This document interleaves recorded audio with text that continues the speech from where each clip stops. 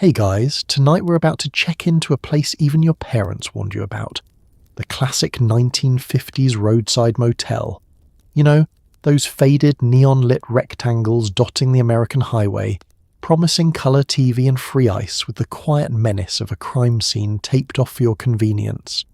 If you've ever driven past one at midnight and thought, that's where ghosts take their vacation, congratulations, you're right on schedule. Before we slip between those suspiciously crunchy polyester sheets, take a second to like the video and subscribe, but only if you actually enjoy what I do here. And leave a comment letting me know where you're listening from and what the weirdest hotel amenity you've ever seen was. Bonus points if it's a coin-operated bed. Now, dim those lights, set your phone to Do Not Disturb, and if you can find one, put on a whirring box fan to drown out the sound of the ice machine coughing up its last cube. Sink into your pillow, or lumpy pillow substitute, and get ready to travel back to a time when every night on the road was an adventure, every parking lot was a theatre of dreams and disappointments, and every Continental breakfast was just a donut with trust issues. But let's get curious for a second. Have you ever wondered what actually happened inside those motels? Did people really swim in the pool, or was it just there to collect rainwater and broken promises? Did families ever get a good night's sleep on those plastic-covered mattresses? Who invented the vibrating bed, and why did it take quarters? Did anyone ever actually use the Bible in the nightstand, or was it just there as spiritual pest control? And what secrets lurked behind the vacancy sign that never quite turned off? Well, lucky you. You've just checked in. It's the summer of 1957. You've got $5, a station wagon full of relatives, and a room key dangling from a massive plastic diamond. The ice bucket is empty, the TV is stuck on static, and something's making a mysterious dripping sound behind the wall. Welcome to your night at the 1950s Motel. Don't mind the stains, they're probably historical. You shuffle into the office, a glorified broom closet, greeted by a bell, a squinting desk clerk, and the faint aroma of burnt coffee. The check-in process is part interrogation, part trust fall. Sign the world's longest register, accept a rusty key, and pretend you don't notice the no refunds sign looming over the plastic fern. Let's take a look around. There's a window, sort of. It's half obscured by a faded vacancy sign that flickers like it's trying to communicate in Morse code. On the counter, a jar of peppermints sits next to a pen, attached to a length of suspiciously sticky string. The pen works about as well as a chisel dipped in tar. You reach for it, hesitate, and realise the register book in front of you is a living fossil, thick with decades of names, room numbers, and the occasional cryptic doodle. The Johnsons, 1952. Stayed for one night, left in a hurry, or Gladys S. What's that smell? Every signature feels like an echo, a little warning, and a little dare. The desk clerk is an institution unto himself. He's seen things. He's worn the same polyester vest since the Eisenhower administration, and smells faintly of aftershave and existential dread. His greeting is part suspicion, part small-town charm. Need a room? Just you? Or... His voice trails off as he peers over his glasses and takes in your family, your dog, and the impressive collection of empty soda bottles in your back seat. You're not sure if you're passing a test or failing one. You state your business, just one night please, and recite your travel plans with the nervous energy of someone applying for a mortgage. He asks for your license plate number, which you forgot 3 states ago. You invent one. He doesn't notice, or maybe he's just collecting them for an elaborate side hustle. Either way, he nods, picks up a key fob the size of a small canoe, and slides it across the counter. Room 6. It's got a view of the ice machine. As you fill out the paperwork, because there's always paperwork, you notice the decor. It's a masterclass in 1950s optimism and mid-century survival. Behind the clerk, there's a wall of keys, each attached to a massive plastic diamond, presumably to prevent accidental theft by making the keys physically impossible to lose or fit in your pocket. There's a photograph of a pool, taken at a flattering angle that hides both the cracks and the wild ducks. Above the register, a yellowed certificate declares this establishment a proud member of the American Motel Association, which, given the dust, may or may not still exist. There are rules. Oh, there are rules! A sign above the coffee pot written in shaky all caps reads, "No pets, no parties, no solicitors, no fish cleaning in rooms." You're left to wonder what happened to inspire that last rule. The desk clerk, as if reading your mind, just gives you a weary look. Had an incident, don't ask. Once you've been processed, briefed, and possibly scanned for contraband, the desk clerk hands you a pamphlet. It's a photocopied map of the property, which you instantly lose. He gestures vaguely toward your room and mentions that breakfast starts at 7, but ends when the donuts run out historically, about 7:05. You step back into the night air, key in hand, and for a moment you pause. You're officially checked in, a guest of honour at the last stop before the end of the world, or at least the county line. Behind you, the bell dings one last time. Inside, the clerk is already back to his crossword. The smell of burnt coffee thick in the air, and the plastic fern waves gently in the breeze from a struggling air conditioner. Welcome to the lobby of last resort. You made it. Sleep tight, or at least try. Every 1950s motel comes with a resident manager, a chain-smoking, sleep-deprived gatekeeper who lives in fear of both teenagers and the health inspector.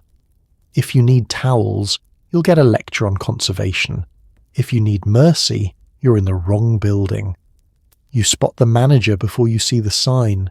He or she, though it's almost always a he, emerges from a dimly lit apartment at the end of the main corridor, wearing pajamas patterned with faded stripes and a scowl that's permanent. His slippers have lost all structure, shuffling across linoleum with the tragic resignation of someone who's already cleaned up 3 ice bucket disasters today. Clenched between 2 fingers is a cigarette, always half-smoked, never fully extinguished. The air around him crackles with static and suspicion. He is the living embodiment of the no-loitering policy.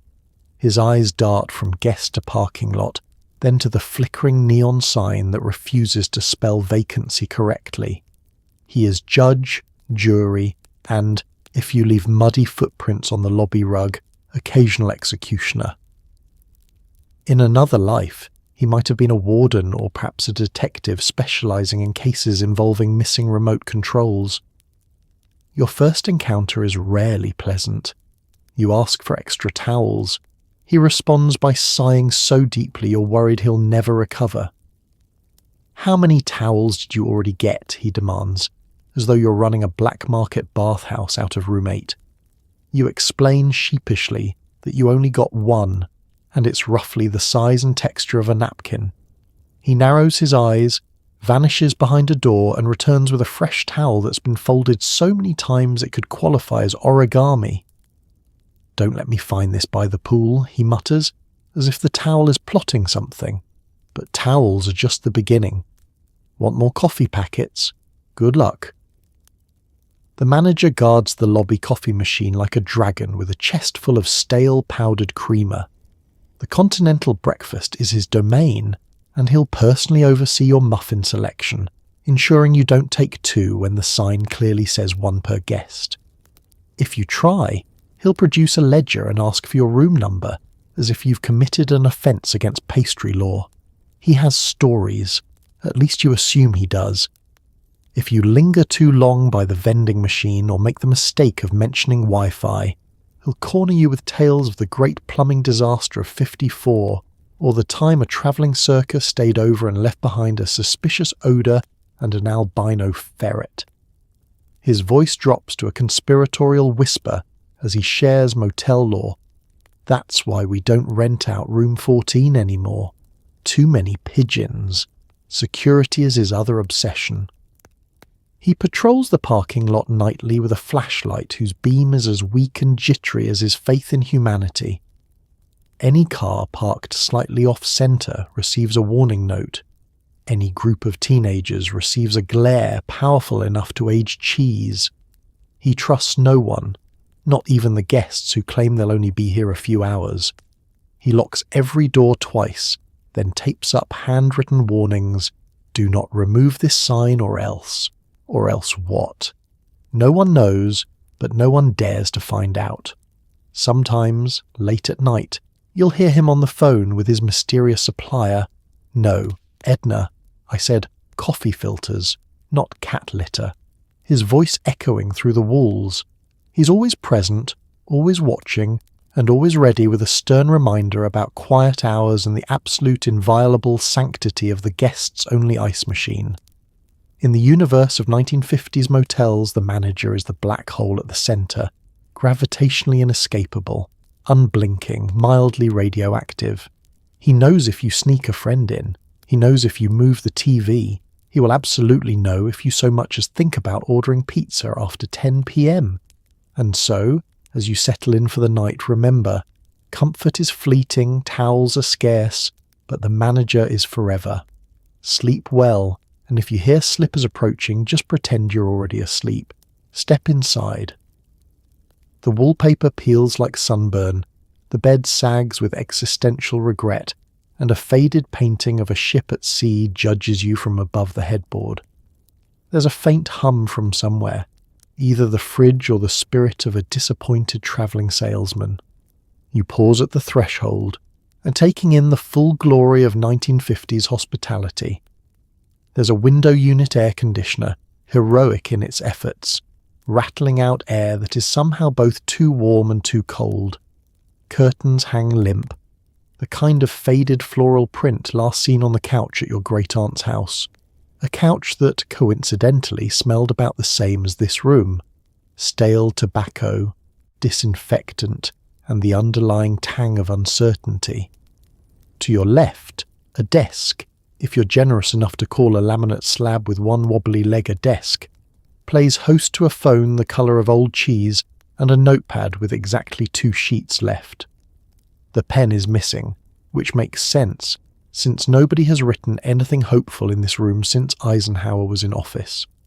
A nearby lamp offers lighting best described as interrogation chic. You turn it on, and it flickers, as if unsure whether to bother. Now, let's talk about the centrepiece, the bed. Its mattress dips dramatically in the middle, a fossilised crater recording decades of road-weary travellers and their questionable decisions. The springs creak in protest at your presence. The bedding? Polyblend sheets, slippery yet somehow sticky, topped by a coverlet that was last fashionable when cars had tail fins. If you listen closely, you can almost hear the faint echoing sigh of someone who tried and failed to sleep here before you. Every motel room comes with amenities, and this one is no exception, though your standards might have to lower themselves to greet them. There's a television, square and defiant, with a set of rabbit ears you must twist and adjust with the precision of a NASA engineer to pull in a signal. Good luck. The channel knob spins freely, offering a roulette wheel of static, ghostly sitcoms and the occasional local news anchor who looks suspiciously like the motel manager's cousin. Look, too, at the kitchenette. A miniature fridge with a door that doesn't quite close, humming with the secret knowledge of all the sandwiches left to fossilise inside. The ice bucket, stained and optimistic, waits patiently atop the counter, paired with 2 paper-wrapped plastic cups that have the tactile appeal of an expired Band-Aid. A lone coffee maker sits beside a stack of 3 off-brand coffee packets and a single packet of powdered creamer that predates the moon landing. The bathroom is a realm unto itself. Its tiles are mint green and pink, a colour scheme only possible in an era when everyone thought atomic power would make mornings easier. The mirror, secured by rusted screws, distorts your reflection just enough to cast doubt on your self-esteem. The shower curtain clings to you like an anxious child, and the soap-stamped compliments of the management is smaller than your thumb and twice as slippery. You'd think the Bible in the nightstand would bring comfort, but its pages have been thumbed through, marked, and in one case used as emergency notepaper. Call Mom. Don't eat the chicken salad. As you unpack, you notice the sounds, the ice machine down the hall, the shudder of pipes every time someone flushes, and the muffled drama of families in adjacent rooms fighting over who gets the side of the bed furthest from the suspicious damp spot on the carpet. The ceiling fan, if there is one, rotates with a lazy indifference, stirring the air without actually cooling it. And yet, despite all this, there's a strange coziness to your suspicious little shrine. Maybe it's the glow of the neon sign leaking around the drapes, or the soft hum of collective desperation, but you start to think you might actually sleep tonight, or at the very least, you'll have a story worth retelling. In this room, as in every 1950s roadside motel, adventure is compulsory and sleep is strictly optional. The bedspread is bold, geometric, and possibly sentient. Slide between the sheets, which offer all the warmth of a damp napkin, and ponder the ancient stains. Do not ask questions. Some mysteries are best left unlaundered. The first thing you notice is the fabric, polyester, but with the tactile enthusiasm of an old shower curtain and the subtle emotional support of a tax audit. The pattern is an explosion of atomic age optimism, full of oranges, browns, and shapes never before seen in nature. It's as if someone let a colourblind interior designer loose with a crayon set and told them, "Go wild, but make it look like the inside of a microwave TV dinner." You gingerly test the pillow, which gives way with a faint crinkle. Inside is a lumpy hybrid stuffing of cotton, foam, and perhaps the broken dreams of former guests. There's an unmistakable crunch, a leftover reminder that at least one housekeeping attempt involved industrial-strength starch, or possibly a misguided snack. The pillowcase itself has a pattern that almost lines up if you squint, and a texture that leaves faint, mysterious impressions on your cheek. You'll wake up tomorrow morning with a road map of the Mississippi on your face, and a new appreciation for thread count. The sheets are honest. They do not promise luxury. Instead, they offer a raw, bracing chill, an invigorating slap to the senses. The top sheet slides off at the slightest provocation, making a nightly game of will I wake up with any covers? The answer, every time, is no. The fitted sheet, meanwhile, is locked in a death struggle with the mattress, its elastic hanging on with the desperation of a soap opera cliffhanger. There's a suspiciously cool dampness at the foot of the bed, which you decide mercifully to ignore. The smell is its own chapter. There are layers, a hint of chlorine, a whisper of mothballs, and an unidentifiable undertone that might be eau de traveller, or just the residual essence of cleaning products trying to do battle with entropy. You tell yourself it's comforting, like a hug from a grandmother who stores her perfume next to a jar of pickled onions. Lying back, you stare at the ceiling tiles, which have yellowed at the corners in a pattern reminiscent of the world's slowest forming stalactites.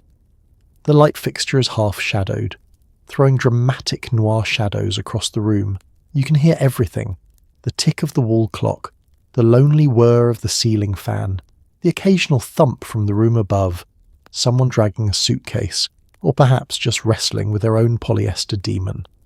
As for the stains, you take the wise approach. Avoid direct eye contact. Some look ancient, faded to a kind of historic ambiguity. Others are bold and recent, staring up at you like Rorschach tests. Was that coffee, ink, or a crime of culinary passion involving canned peaches? Best not to speculate. Motel bedding comes with secrets, and tonight you're content to let them keep their dignity. You curl up, careful to avoid the hard edge of a spring threatening to declare independence. The blanket slips away, the sheet tangles, and the bedspread slides inexorably toward the floor. Still, there's a certain charm to this nightly struggle. You're participating in a ritual as old as the highway itself, a rite of passage for every traveller brave enough to stop for the night and trust their fate to mass-produce polyester. So you close your eyes, lulled by the sound of distant traffic, the hum of ancient appliances, and the gentle threat of a bedspread that might be plotting your demise. Tomorrow you'll wake up sore, chilled, and with a faintly sticky sensation you choose not to investigate. But for now, you sleep. Or at least you try. In the 1950s Motel, rest is always an adventure, and you've just earned your badge in the fine art of bedding down. Why just sleep when you can pay for a full-body earthquake? Insert a quarter, brace yourself, and experience the Industrial Revolution's most questionable contribution to bedtime comfort. Caution: prolonged use may void your dental work. You first spot the magic fingers bed in your room like a chrome-plated promise of futuristic luxury. There's a coin slot bolted to the headboard, emblazoned with peeling stickers that assure you this is America's #1 relaxation sensation. Below, detailed instructions warn against excessive use, as if there's a black market for repeated vibrating naps. The whole contraption radiates optimism until you remember it's powered by technology old enough to have opinions about Elvis Presley. You find yourself fishing for spare change, because who wouldn't want to try history's only sleep aid that comes with a user manual and a mild legal disclaimer? You slide in the coin, hear it drop, and then there's a pause, a moment of tension, like the last second before a roller coaster drops. Then, with a mechanical clunk, the mattress roars to life. At first it's subtle, a gentle humming beneath your back, as though a team of polite hamsters is massaging the springs. But soon, the vibrations ramp up, and the bed becomes a sentient washing machine on spin cycle. Your teeth rattle, your feet bounce. The loose change in your pockets forms an orchestra of metallic clinks, and for a brief, glorious moment, you feel like a Bond villain, if Bond villains ever rented rooms with magic fingers. The effect is hard to describe. Is it relaxing? Possibly, if you're the sort of person who can sleep through an earthquake. For everyone else, it's a test of core strength and personal resolve. You try to hold still, but the bed has other plans, rolling your shoulders like a paint mixer with aspirations. Every spring adds its own solo, producing a soundscape somewhere between jazz improv and minor structural collapse. Meanwhile, the bed's ancient mechanisms shudder and groan, echoing through the walls into neighbouring rooms. If you listen carefully, you'll hear the distant whir of another Magic Fingers enthusiast. 2 doors down, some soul is also living their best vibrating bed life, separated only by 1950s plywood and mutual embarrassment. It's communal, in a strange, vibrating way. There's a timer, of course, because all good things in life are rationed. After precisely 15 minutes, the mechanism winds down with a sigh that's both mechanical and existential. The vibrations cease, and you're left sprawled in silence, your internal organs rearranged and your sense of equilibrium gently insulted. You pause to reflect. Who invented this? What kind of genius woke up one morning and thought, you know what beds need? Industrial strength vibration, coin-operated for maximum inconvenience. The Magic Fingers bed is the only piece of furniture that demands tips in advance and rewards you with the gentle promise of spinal recalibration. It's like paying to have your laundry folded while you're still wearing it. If you dare to go for round 2, the manager will hear the clattering quarters and instantly add you to his mental list of guests to monitor. He's seen it all before. There's always that one guy, sunglasses indoors, suspicious moustache, who tries to turn the Magic Fingers bed into an amusement park ride, until the springs start poking through and the mattress becomes an instrument of medieval torture. Finally, you climb off feeling lighter, looser, or possibly just relieved to be back on solid ground. You're not sure if you're more relaxed or simply dazed, but either way, You've participated in a ritual that defines the true roadside motel experience, conquering the magic fingers, 1/4 at a time, and as you drift off to sleep still humming from the aftershocks, you think, this is the American dream, 50 cents, unlimited optimism, and just a hint of regret. Sleep tight, and may your filling stay firmly in place. Tonight's entertainment, 3 channels, all static. If you're lucky, you'll catch a late-night preacher, a rerun of I Love Lucy, and possibly a station from Canada if you hold the antenna at a 37-degree angle and recite the Pledge of Allegiance backwards. The television itself is a relic, a squat wood-panelled box that radiates the gentle hum of 1,000 yesterdays. There are no remote controls here. Instead, you must rise from your sticky polyester throne, shuffle across the squeaky carpet, and twist a heavy knob that threatens to come off in your hand.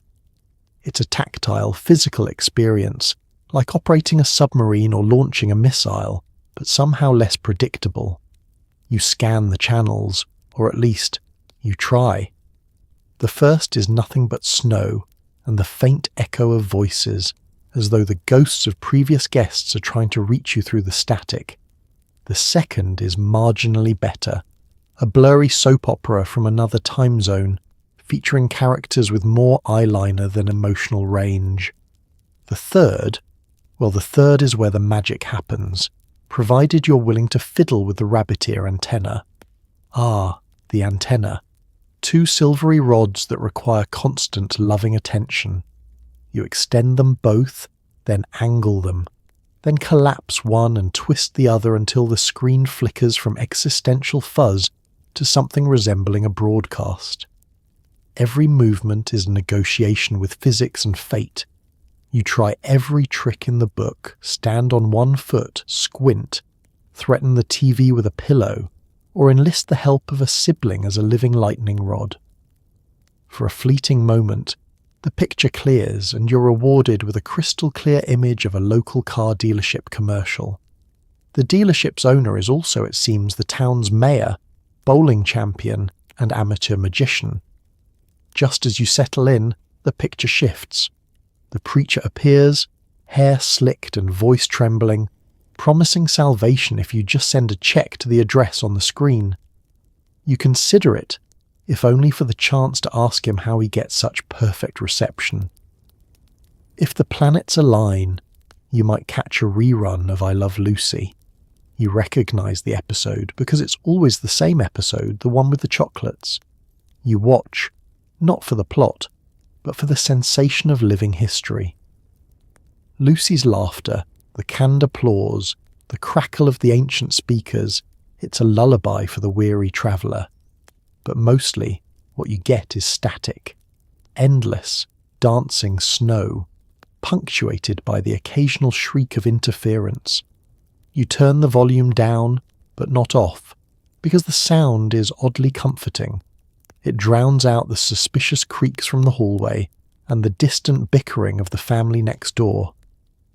There's something universal about motel TV static, the white noise of the American dream, the soundtrack of 1,000 restless nights. Occasionally the screen rolls, sending the picture on a slow, somersaulting journey from top to bottom. You try to adjust the vertical hold, a mysterious dial whose true purpose remains forever elusive. Maybe it's a test of patience. Maybe it's a metaphor for your life. Either way, the screen continues its gentle loop, lulling you into a trance. For those who crave a little extra excitement, there's always the chance of picking up a distant, forbidden signal.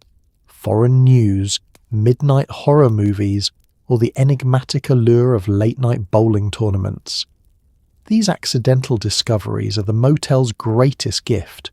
Proof that even in a tiny, sagging room at the edge of nowhere, the world is still broadcasting, just out of reach. And so, you watch. Or you don't. Maybe you just let the static wash over you, its soothing hiss erasing the day's miles. The motel TV is not there to entertain. It's there to remind you that sometimes The best stories are the ones you invent while the picture fades in and out and the night deepens all around. Sleep well, bathed in the ghostly glow of black and white bewilderment. Down the corridor, there's an ice machine that sounds like it's passing a kidney stone. You're allotted one metal bucket, which will leak gently onto your sock for the rest of the evening. The ice, much like your dreams, is chipped and rapidly melting. You approach it like a pilgrim. It hums in the distance, a sort of mechanical groaning, half refrigerator, half banshee. The closer you get, the more you begin to question if it's a machine at all, or just a possessed vending unit slowly digesting its final cube. There's a sign taped to it, handwritten of course, that reads, "Out of order, sometimes," with no further clarification. Underneath that, "Use at own risk." You hesitate, metal ice bucket in hand. The handle is suspiciously sticky. You give it a shake. It responds with a sad, metallic clank that echoes down the hallway like a cry for help. It's a communal bucket, technically, passed down by generations of guests like a sacred chalice of mediocrity. You'll tell yourself it's clean, even as it leaves rust flakes on your palm. You position the bucket beneath the chute, which has seen things. There's a lever, though it doesn't say push or pull, and it wiggles with a kind of resentment when you touch it. You gently press, and the machine coughs once, then rattles violently like it's shaking off the sins of 1,000 lukewarm sodas. Finally, miraculously, ice tumbles out. Jagged, asymmetrical chunks that resemble something chipped off the Titanic. They land with the sound of broken glass and minor disappointment. Success. You stand there for a moment, staring down at your half-filled pail of freezer-burn triumph, when another guest rounds the corner. There's an unspoken code of conduct in these encounters. You nod. They nod. You both pretend this isn't the weirdest place to meet another adult barefoot at 11:38 p.m., holding dripping tinware under a shrieking box of frost. And that's the magic of the motel ice machine. It brings people together, not in joy, necessarily, but in shared confusion and damp footwear.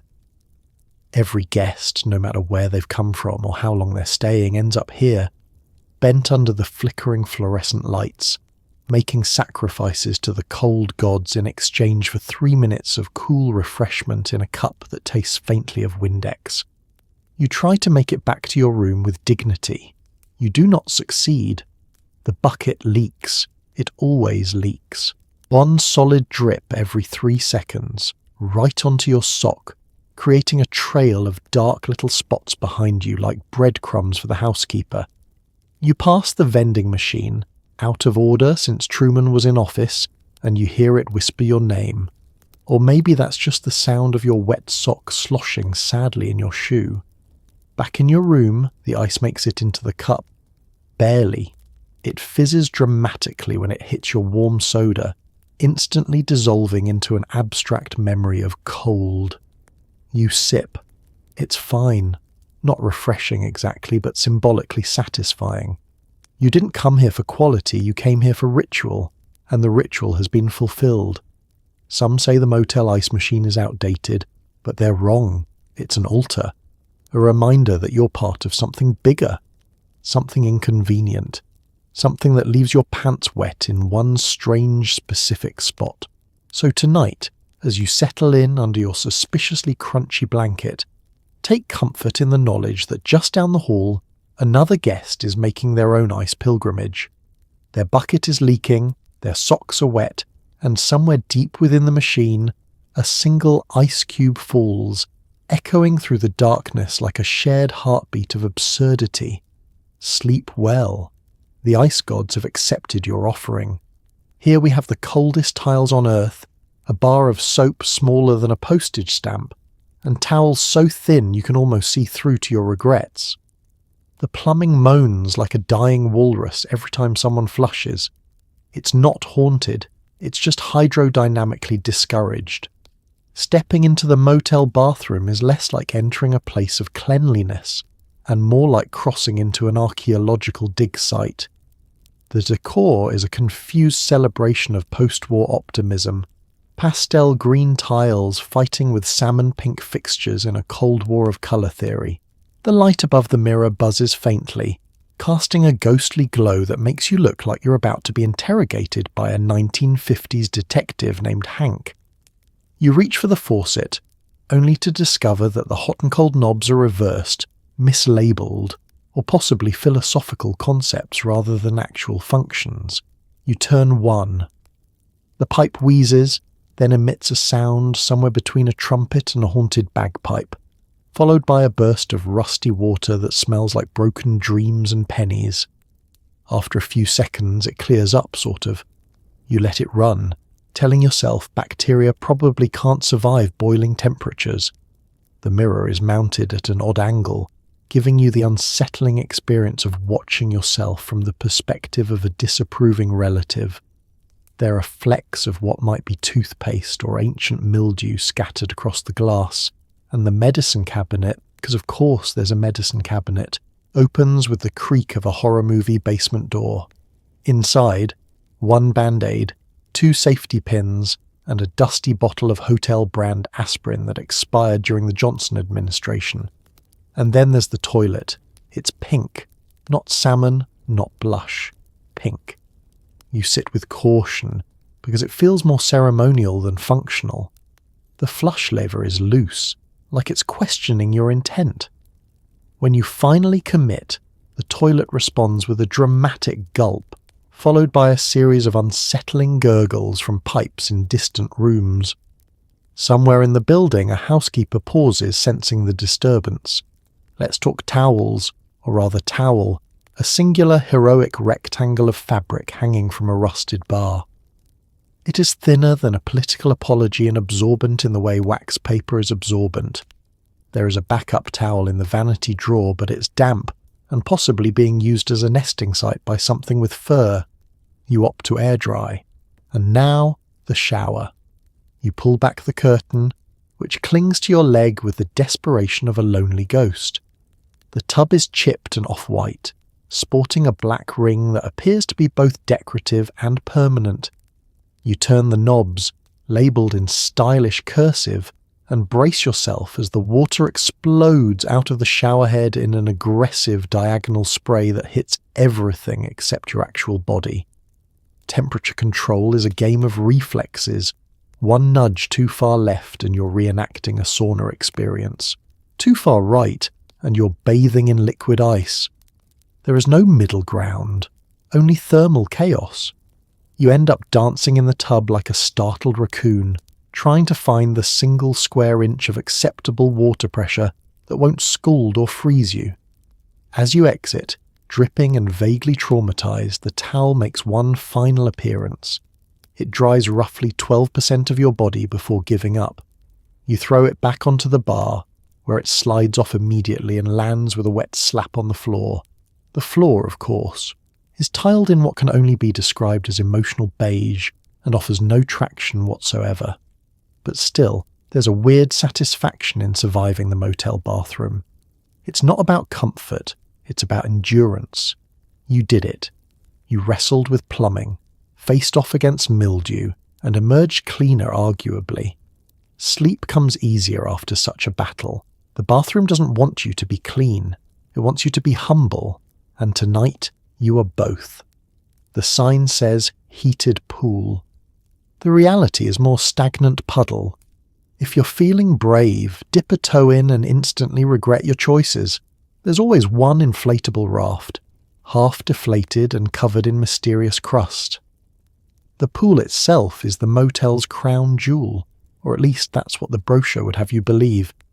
You pass it on your way to your room, a faded rectangle of turquoise sorrow, surrounded by a rusting chain-link fence and a dozen plastic lounge chairs that haven't seen a lounging human since Truman was in office. The gate creaks open like the entrance to a budget horror film, and you step inside the enclosure, where time and health code enforcement seem to have forgotten this place entirely. Let's start with the water. It's a colour. Not quite blue, not quite green. More of a tea-stained aquamarine, like someone once tried to clean it with Windex and regret. Leaves drift across the surface in lazy spirals. There's movement beneath them, either a frog, a sock, or something with a name and backstory. You choose not to investigate. The promised heating appears to be metaphorical. The pool is approximately the temperature of disappointment. As you ease in a toe, the water bites back. It's the kind of cold that feels personal, like it remembers something you said to it in a past life. Your foot immediately retreats, and you consider whether hypothermia is worth the bragging rights. There's always a child somehow, splashing around without consequence, immune to cold, dirt and disease. Their parents lounge nearby, nursing off-brand colas and a deep, existential weariness. You nod at them. They nod back. You've both accepted your roles in this performance. No one is here for joy. You're here because the motel sign said pool, and it's summer, and you're trying to recreate something that never really existed.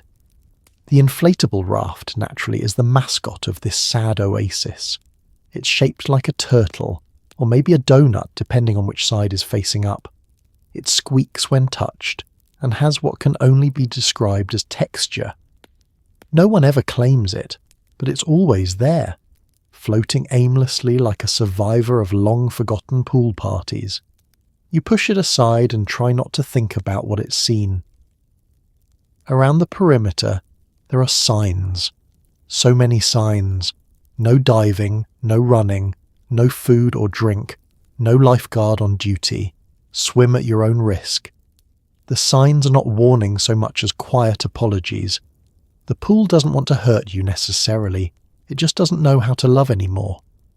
One particular sign catches your eye. Pool closed during electrical storms, which raises several questions, chief among them being, how often does that need to be clarified? Another reads, no diapers in pool, which answers a few other questions you weren't prepared to ask. The plastic chairs groan when you sit in them, as if protesting your optimism. You lie back and stare at the sky, wondering how you got here. The air smells like sunscreen and crushed ambition. Somewhere, a radio plays distant 1950s rock and roll from a neighbouring window. It's not unpleasant, just haunting. And yet, despite the murky water, the crusty turtle, and the ever-present danger of toe fungus, there's a weird comfort to it all. The motel pool isn't about swimming, it's about the idea of swimming, the illusion of luxury, the promise that, even for $4.99 a night, you too can live the dream. Cold, slightly itchy, and vaguely suspicious, but still the dream. You won't stay long, no one ever does, but you'll remember it. The bite of the water, the sound of the chain-link gate closing behind you, the slow, steady drift of the raft circling like a plastic ghost. And just like that, you leave the pool behind, wrapped in your transparent towel, your body slightly damp, and your soul profoundly unchanged. Another motel ritual checked off the list. Sleep well, chlorine warrior. You earned it. You're not alone. Every room is a microcosm of family drama, kids fighting over who gets the window bed, parents negotiating bedtime treaties, and Grandpa narrating the Cold War through the bathroom door.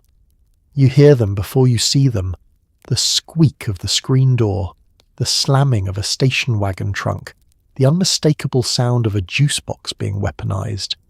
It's the American family in its natural habitat, cramped, sweaty, and clinging to the desperate hope that this vacation will somehow be fun. Next door, voices rise and fall like waves. One child is crying, another is demanding justice for being touched, and a third is allegedly not wearing pants anymore. Inside that motel room, decades of generational tension are unfolding in real time over whose suitcase has taken up too much floor space and whether the air conditioner is working or simply exhaling. The parents are trying to hold it together with nothing but caffeine, sarcasm, and blind optimism.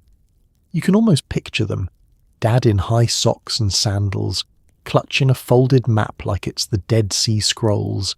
Mum performing logistical miracles with a Ziploc bag of Tums and the last 3 wet wipes in North America. Every sentence is a tactical maneuver. Every eye roll a strategic retreat. At some point, someone opens the door too fast and you catch a glimpse.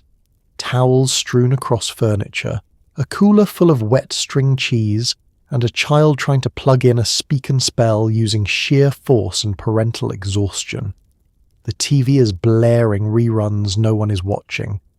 The smell of hot dogs and fruit punch wafts through the wall, mixing into a scent scientists have classified as chaos berry. There's always one family member who's on the brink, usually Dad. You'll hear him mutter things like, "We paid good money for this," or "This is supposed to be relaxing," which are universal signs that he has reached stage 4 vacation fatigue. He's already fixed the room's TV with duct tape, asked the front desk about towels and been denied, and explained twice how a rotary phone works to a confused 9-year-old. And then there's Grandpa. Grandpa is broadcasting from the bathroom, not with volume, but authority. You don't know what he's saying, but it sounds like historical footnotes from the Korean War mixed with commentary on current gas prices. Occasionally he shouts a question. "Who took my ointment?" Or "Is this my toothbrush?" No one answers. They've all stopped hearing him an hour ago. He will, however, get the last word, usually while brushing his dentures with hotel soap and yelling at a paper towel dispenser. As the night deepens, you hear negotiations, bedtime arrangements, blanket treaties, sibling alliances forming and breaking within minutes.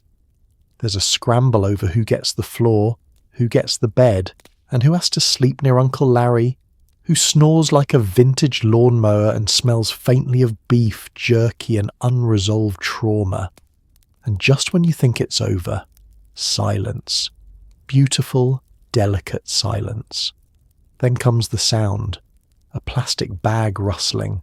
Someone forgot something. A child whisper screaming because they can't find their plush rabbit, even though it is literally under their face. Mum rises like a phoenix from a pile of unfolded towels, locates the rabbit and emits the sacred bedtime words, "If anyone moves, we're going straight home tomorrow." Finally, at long last, sleep descends upon them. The lights go off, the snoring begins, the battle is over until breakfast. And in the room next door, your room, you lie there, listening to it all unfold through the paper-thin walls. A strange comfort washes over you. It's messy, it's loud, it's chaos on wheels. But it's also kind of beautiful. Because nothing says 1950s motel quite like a tired family with too much luggage and nowhere else to be. And even if you're not part of it, somehow, you're in it. Welcome to the show. Sleep tight. Every 1950s motel was built with revolutionary cardboard insulation, ensuring you'll know every snore, sneeze, and marital argument happening next door. Sleep tight. The walls are technically present, but only technically. They're more like decorative suggestions made from a blend of paper pulp, desperation, and recycled jukebox menus. At any given moment, you're acutely aware that there are other lives unfolding just inches away from your headboard.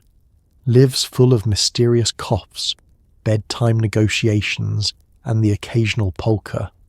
Your neighbours to the left are arguing about ketchup. The tone suggests it's not the first time. One voice is low and gravelly, the other shrill and escalating. You catch words like packet, glove compartment, and last time, followed by the unmistakable sound of someone slapping a countertop for emphasis.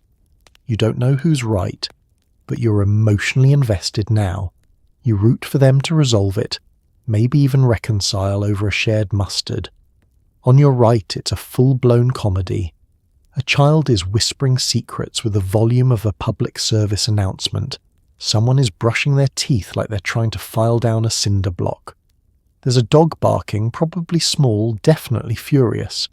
And in the background, a TV plays a game show at max volume, while an older voice yells, "I know what the letter is, Barbara," I'm yelling because I'm right. And then there's upstairs. You didn't know someone could pace with such vengeance, but here we are. Each step is a personal affront to gravity. It's either a very large man, a tap dancer with boundary issues, or someone trying to recreate the sound of thunder using only their heels and a personal vendetta. Occasionally, there's a loud thud followed by silence, and you wait, breath held, for movement. Then it resumes, like nothing happened. You never find out what fell. You never will. Through it all, the soundtrack continues. Pipes gurgling like a haunted espresso machine, the distant honk of a car alarm no one will ever claim, and, somewhere, a couple practicing marital tension in passive-aggressive tones. The bed frame creaks next door with every toss, turn, and deeply existential sigh. You start to recognize patterns. The couple across the hall seems to argue every 2 hours on the dot, always about directions, always ending in someone saying you never listen.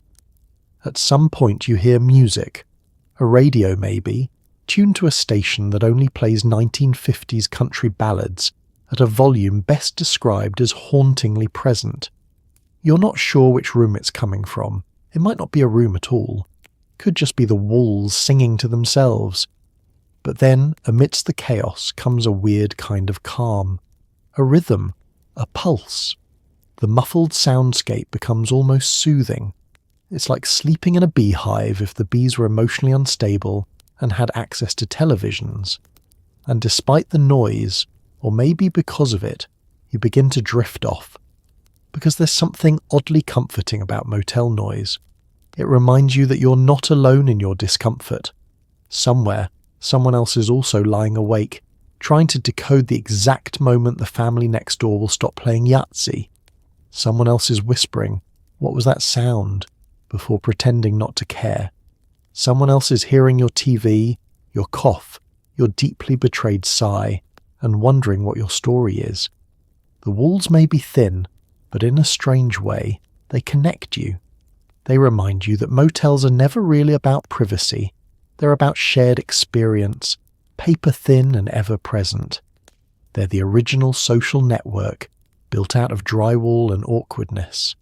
So as you pull the covers up and stare at the ceiling that creaks in Morse code, know this: you're not sleeping alone. You're sleeping with the full soundtrack of humanity humming just inches away.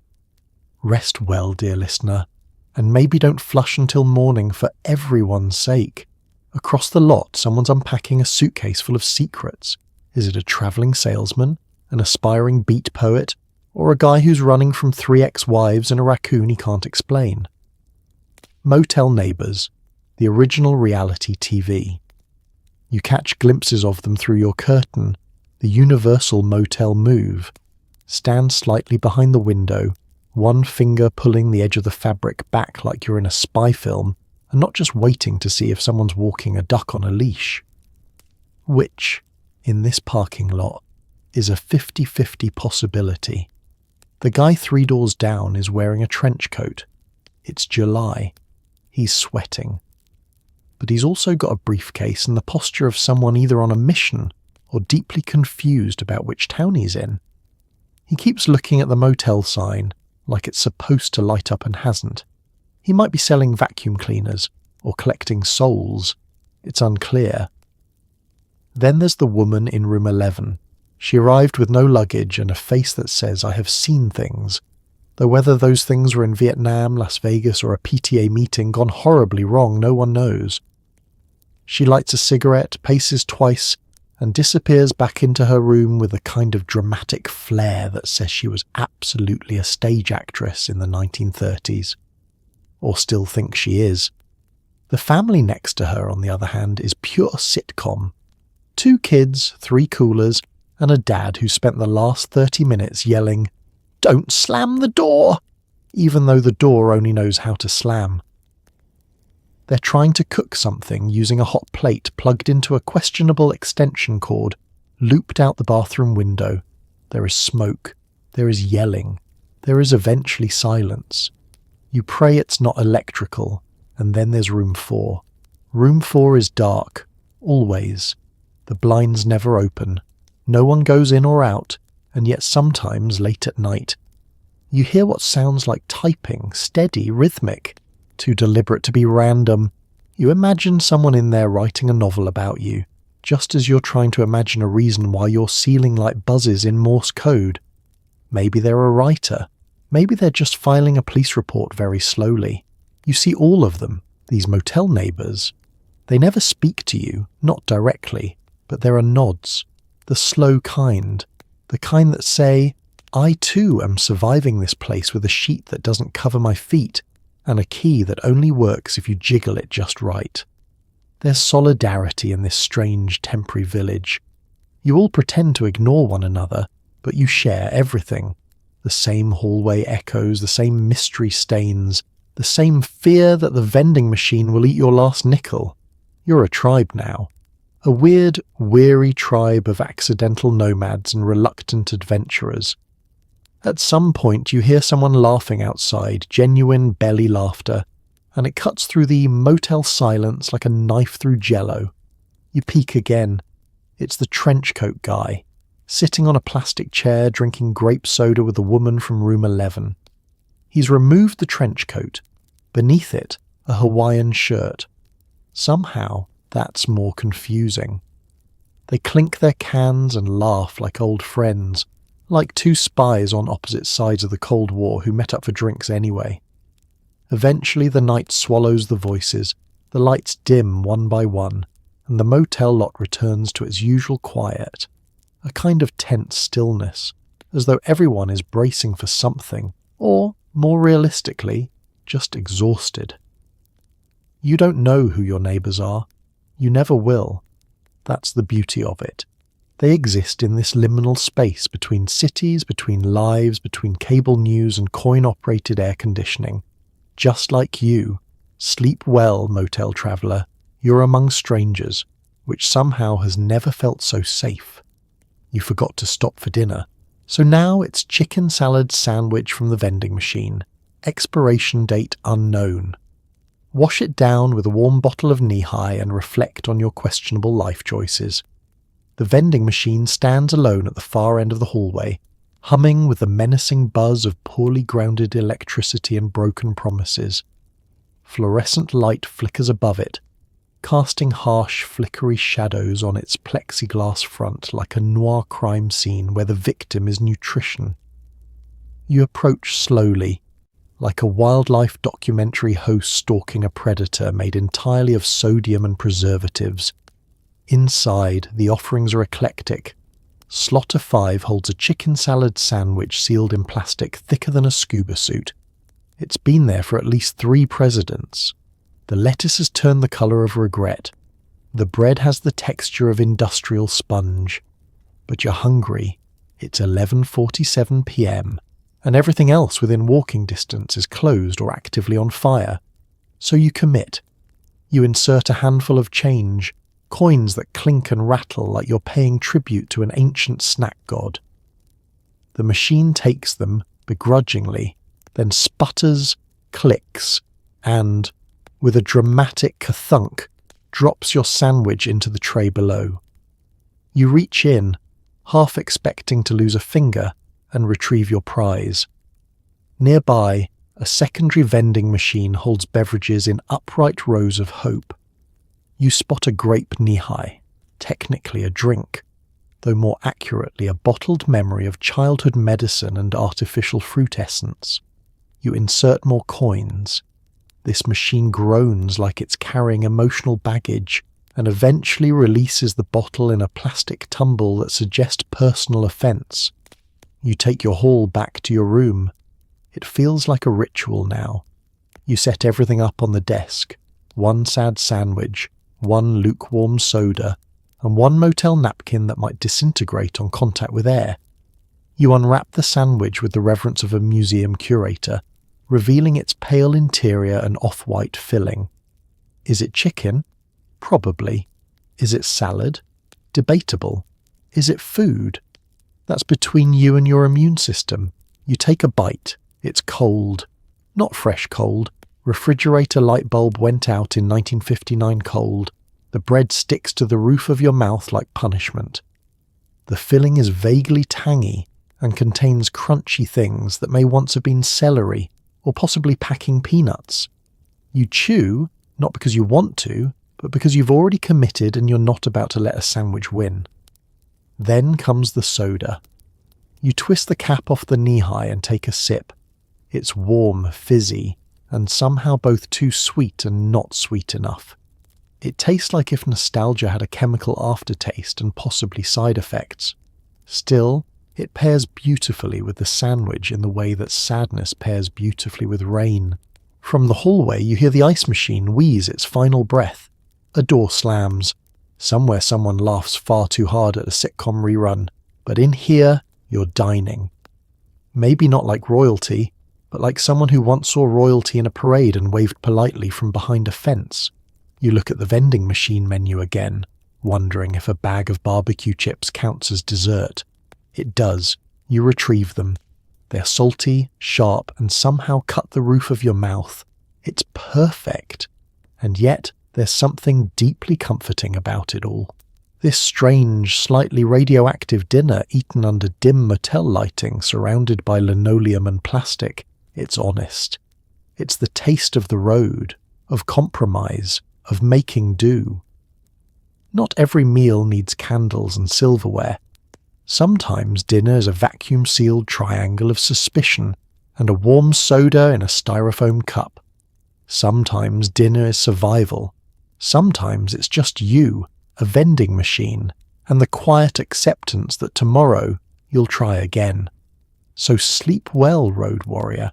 You've feasted, you've endured, and you're still upright. That's more than most vending machine sandwiches can say. That soft buzzing in the lamp. Welcome to the bug jamboree. Moths, beetles, the occasional mosquito with a vendetta. They're all here for the all-you-can-bite buffet. You turn off the main light, tuck yourself into your crinkly bed, and begin to drift into that delicious, liminal zone between sleep and consciousness, and that's when it begins. A buzz, a whine, the whisper of wings somewhere in the room. You hold your breath. You wait. Maybe it's gone. It is not gone. It's circling the lamp like it's in a noir detective film and the bulb owes it money. You flick the light on. Nothing. You flick it off again. Back on. Silence. Off again. You're now engaged in psychological warfare with a creature the size of a paperclip and the rage of a caffeinated hornet. Eventually you spot it.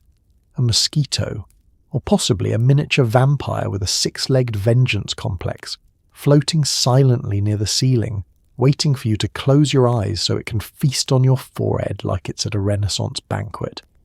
You swat in the air miss and nearly knock over the TV. It vanishes. You're now afraid to sleep, but it's not just mosquitoes. No. The 1950s motel ecosystem is rich and diverse. A moth the size of a sandwich occasionally throws itself against your window, like it's trying to sell you life insurance. You find a beetle in the bathroom sink doing absolutely nothing, and yet still somehow deeply unsettling. And the cricket that somehow made it inside your room. He's decided your nightstand is the perfect venue for his one-insect Broadway debut, chirping aggressively in C major. You try to ignore it. You tell yourself it's natural white noise. You tell yourself it's quaint. You tell yourself you're fine. But then something brushes your arm under the covers, and you set a new land speed record leaping out of bed in a full panic. Turns out it was just the tag on your sheet. But the damage is done. Trust has been broken. Your sleep has fled the premises. And then you remember the ultimate horror. The unidentified flutter. It's not the window. It's not outside. Something with wings, possibly a moth, possibly a bat, possibly a cursed sock, just flapped in the corner of the room. You sit frozen, wrapped in your towel blanket like a confused burrito, listening for the sound again. Silence. Then a rustle. Then nothing. You debate whether to turn on the bathroom light. But that would mean moving. And movement you suspect may draw attention. You try to recall the motel's pest policy. You're pretty sure there was a line on the sign-in sheet about limited wildlife management. You'd ask the front desk, but it's past midnight and you're fairly certain the manager is asleep in a nest made of ashtrays. Eventually the buzzing stops, or your brain gives up trying to process it. The wing things return to whatever dusty sacred crevice they emerged from, and your room settles into the uneasy quiet of truce. You pull the covers up to your chin, tuck your feet under, and whisper a single request to the darkness. Please don't let it land on my face. And with that you drift off, not because it's peaceful, but because your body simply runs out of adrenaline. This is motel sleep, the kind that arrives not in silence, but in surrender. And when you wake up in the morning, bite covered but alive, you'll smile. Because if you can survive a night in a 1950s motel with a room full of uninvited flying guests, you can survive anything. Sleep well. The insects have agreed to a ceasefire, for now. The style is somewhere between atomic age optimism and grandma's attic after a mild earthquake. Admire the formica surfaces, plastic flowers, and an ashtray heavy enough to anchor a yacht. You step into the room and are immediately greeted by a colour palette that could only have been selected by someone with full access to Crayola's Regret collection. Avocado green walls pair boldly, perhaps illegally, with mustard yellow curtains and a floral bedspread so busy it might be communicating in semaphore. The furniture is sturdy, in the same way concrete is sturdy. There's a side table with legs of solid oak, or what was once oak before time and moisture turned it into a hybrid of wood and emotional baggage. The lamps are bolted to the furniture, presumably to prevent theft or spontaneous lamp migration, and their shades are made of something that looks like melted milk cartons fused with brittle hope. On the wall is art, technically, a faded watercolour of a sailboat drifting through what appears to be a fog bank made of smeared ketchup. Beneath it, a brass wall sconce flickers weakly, held together with a piece of duct tape and an entire prayer circle's worth of optimism. You glance at the dresser. 8 drawers, only 2 of which open without a fight. One contains a Gideon Bible. The other contains a single sock, not yours, a receipt from 1954, and what might be a petrified gumball or a fossilized olive. You decide not to touch it. It has earned its place here. The chair in the corner is upholstered in what used to be vinyl, now cracked into a fine map of the Mississippi River basin. Sitting in it feels like negotiating a truce with an alligator. Technically possible, but not recommended without protection. Across from it, a small table bears a stack of ancient motel magazines, all of which smell like they've been in a barn. One issue from 1962 features an article titled, "How to Impress Your Boss with Your Station Wagon." Let's not ignore the lighting. It's dim, and not in a romantic way, more in a we didn't pay the power bill on time way. The main overhead light gives off a sickly glow somewhere between jaundice and despair, while the bedside lamp hums softly, as if reminiscing about better decades. There's no dimmer switch, but you can simulate one by unscrewing the bulb halfway and hoping for the best. Even the air feels decorated. It smells faintly of aged carpet, lemon pledge, and something vaguely floral that might be from the plastic bouquet permanently glued to the corner of the desk. The bouquet includes roses, daisies, and a mystery blossom never before catalogued by science. Dust dances in the beam of light leaking through the curtain, performing a slow ballet to the sound of the buzzing neon outside. And then there's the carpet. It's patterned, boldly, swirls dots, shapes that defy geometry and perhaps legal zoning. It's the sort of pattern that hides everything, including what might be a melted crayon, a contact lens from 1973, and a chewing gum wrapper whose brand has been defunct since Eisenhower. Your socks develop a vague stickiness after just 3 steps. But despite it all, or maybe because of it, there's something weirdly comforting about the whole thing. This is a space not trying to impress. It doesn't care about trends. It isn't worried about Instagram. This is a room with character. A room that's survived decades of travelers, toddlers, truckers, honeymooners and salesmen. A room that's still standing. So you lie back, eyes tracing the weird ceiling swirl pattern, surrounded by colours you'd never willingly put together, breathing in air that smells like every decade at once, and you think, yeah, this is hideous. But somehow it's home, at least for the night. Sleep tight. Don't let the carpet remember you. At 7 a.m, an army of housekeepers materializes. Their tools, a metal cart, a haunted vacuum, and the ability to knock at the exact moment you've reached peak REM sleep. Resistance is futile. You don't hear them arrive, you feel them. Like a weather shift, like a disturbance in the linen force. One moment, all is quiet. The next, there's a squeak of rubber soles on linoleum, and the distant rattle of a cart piled high with folded towels, miniature soaps, and the souls of guests who didn't check out on time. The hallway becomes a battlefield of politeness and urgency. Each housekeeper moves with practiced precision, wielding their weapons, the all-purpose spray bottle, the vacuum from the underworld, and a clipboard that contains your fate. They knock once, just once. A single, sharp tap at 7:03 a.m, precisely timed to interrupt the one dream you were actually enjoying. You lurch awake, unsure where or who you are. Before you can respond, a voice calls through the door. Housekeeping. It's not a question. It's a statement, a challenge, a countdown. You croak out something unintelligible, a cross between I'm still here and I forgot how doors work. Silence. You wait. And just when you think they've moved on, they knock again, this time more softly but somehow with more judgment. They know you're still in there. They know you're not supposed to be. Checkout is at 11, but emotionally they've already checked you out. The cart itself is its own character. It squeals, thumps, and collides with every wall as it travels the hallway like a roaming fortress.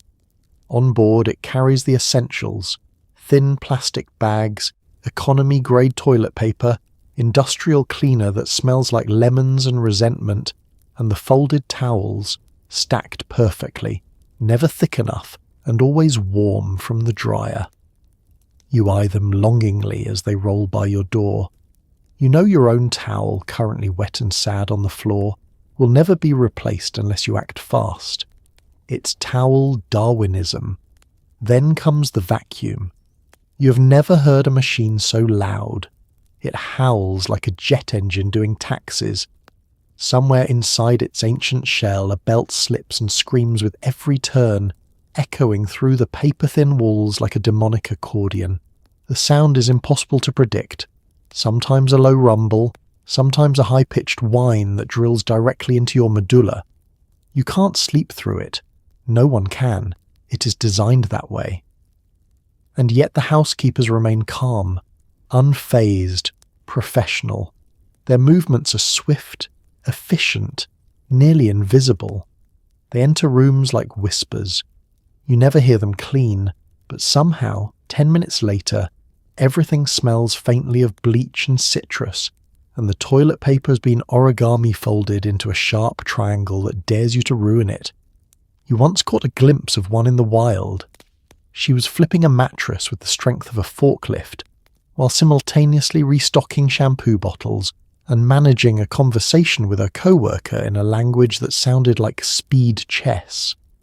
You blinked, and she was gone, like a housekeeping cryptid. And let's not forget the sign. Do not disturb, a sacred talisman meant to ward off unwanted entry. You hang it proudly, believing it grants you immunity. It does not. It is a polite suggestion at best.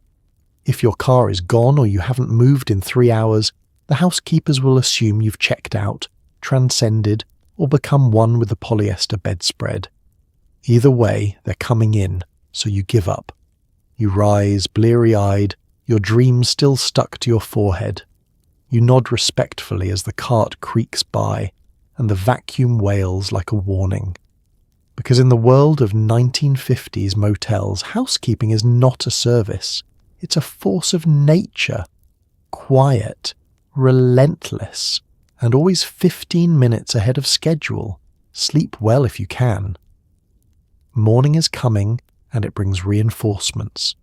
Every morning you're invited to a breakfast spread featuring stale donuts, coffee that could strip paint, and a carton of orange juice that Leia saw an orange in 1947. Eat fast. The toaster is only for decoration. The breakfast bar is located in what was once probably a broom closet, now elevated to hospitality suite through the addition of 2 folding tables, a framed poster of a smiling egg, and a warming tray that hasn't been warm since Eisenhower's second term. The linoleum floor is sticky. The air smells faintly of syrup and industrial-strength disappointment. You arrive at 7:40 a.m., late. The early risers have already descended like vultures on anything remotely edible. You're greeted by the lone staff member, a teenager in a polo shirt bearing the motel's faded logo. He's half asleep and stirring a massive vat of something labelled oatmeal that looks more like wallpaper paste with dreams. You scan the offerings. The cereal station contains 2 choices, Raisin Bran and what looks like off-brand Fruit Loops, labelled Coloros. The Raisin Bran is fine. The Coloros taste like citrus-scented packing peanuts and will remain in your molars for the next 3 states. There's also a tray of pastries, by which we mean 4 donuts that have achieved geological status. One is a cruller hard enough to use as a self-defense weapon. Another is glazed but somehow dry. You pick the powdered one.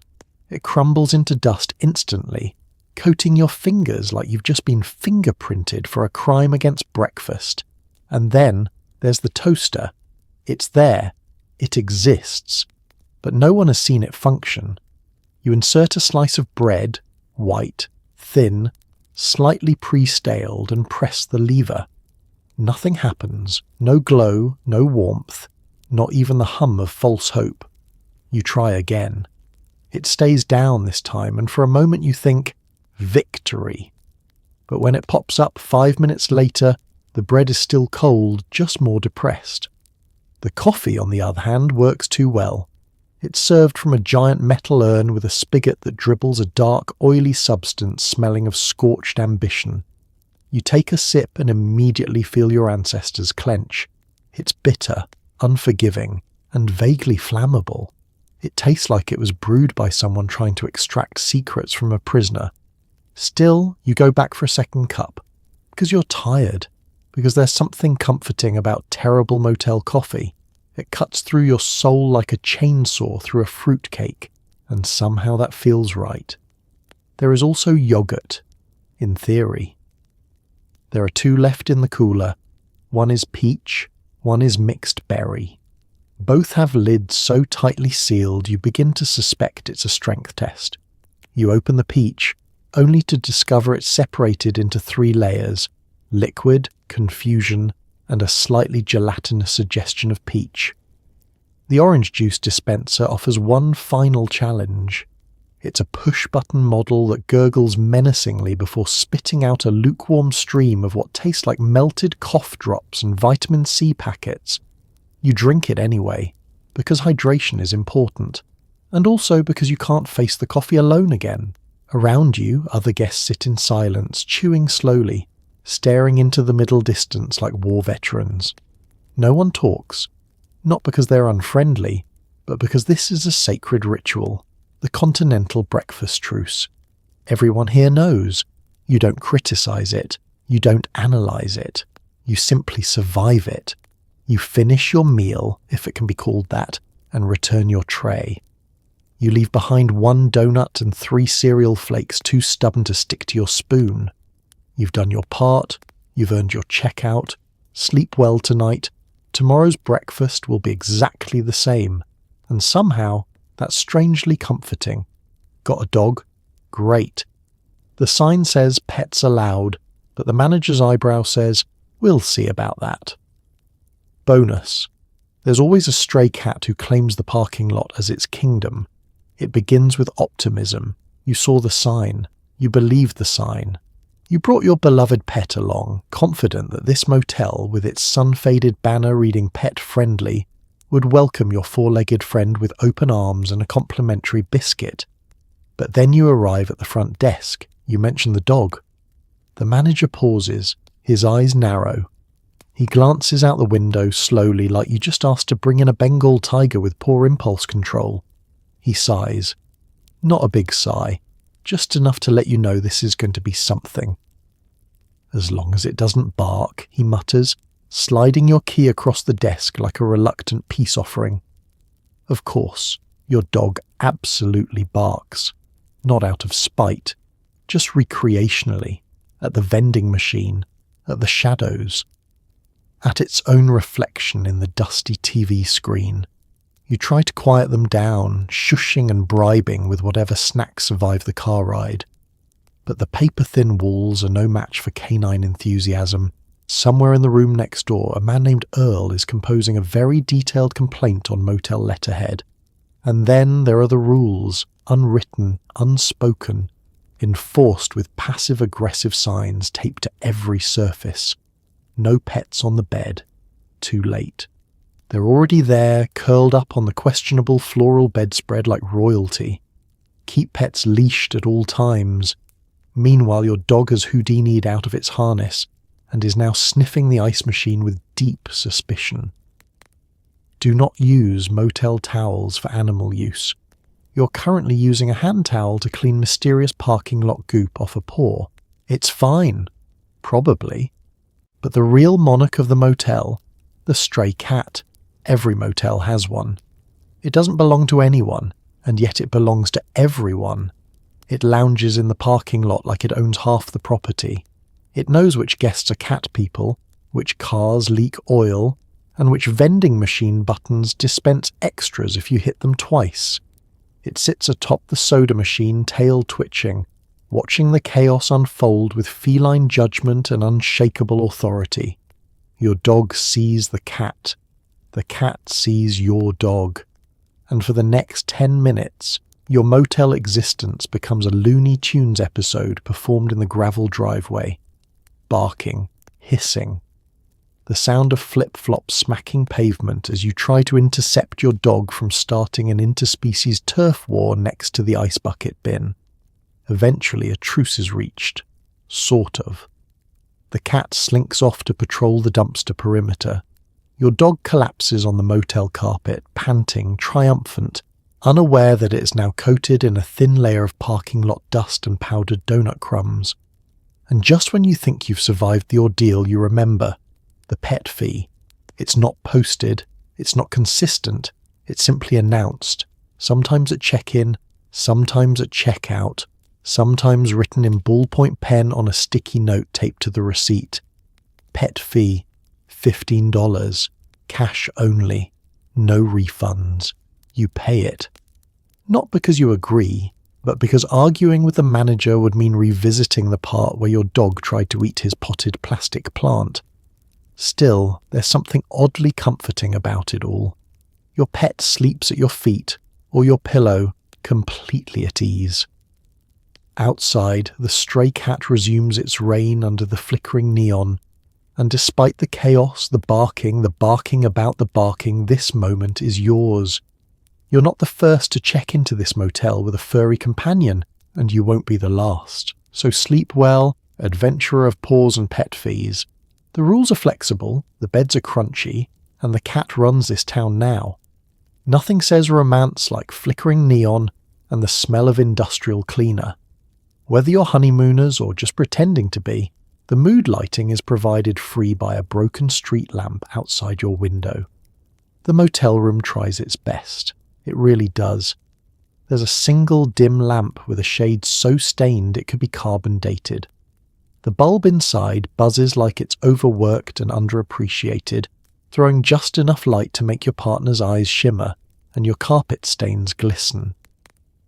The wallpaper, once peach, now somewhere between beige and resignation, peels gently near the ceiling like it's trying to leave the room before things get weird. The bed, naturally, is the centerpiece. a full-size marvel of springs and secrets. It sags slightly in the middle, a gentle gravitational well that pulls both lovers and stray belongings into the awkward centre. The polyester sheets cling to you like anxious exes, and the top blanket is both scratchy and suspiciously shiny. You don't ask questions. Love is about compromise. There's a mirror on the back of the bathroom door, which might feel sensual if not for the harsh fluorescent glare from the vanity light overhead, casting shadows that make you look like you're in a 1950s dental training video. You turn it off, immediately better. You attempt ambiance. You dim the lamp by unscrewing the bulb slightly. Light a motel-provided candle, which turns out to be an emergency power outage candle, and smells vaguely like mothballs, and put on some music, if you brought a radio. If not, you settle for the rhythmic hum of the air conditioner, which kicks in with a bang and continues at a volume typically reserved for leaf blowers and combat drills. The TV is useless.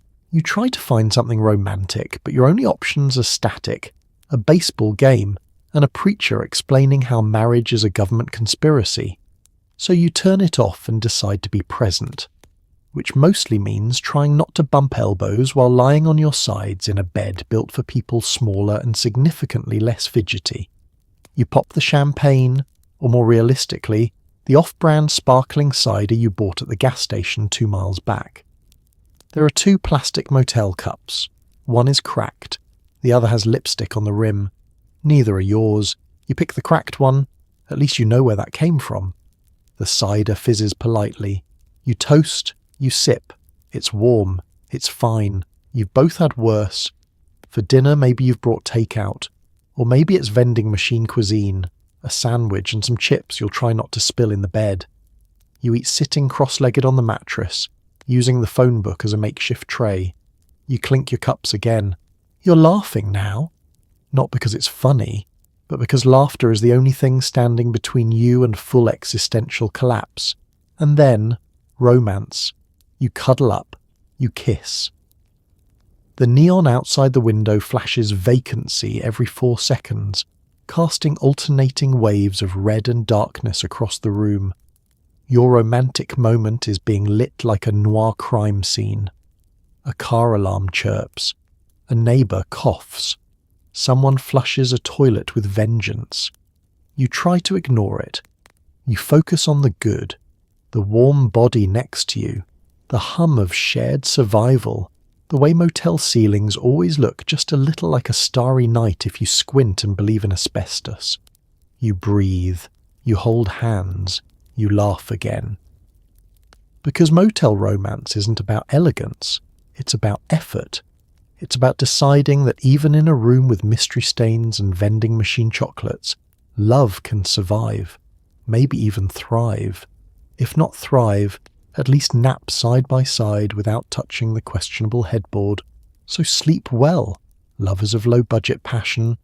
Your romance may not sparkle, but under flickering neon it absolutely glows.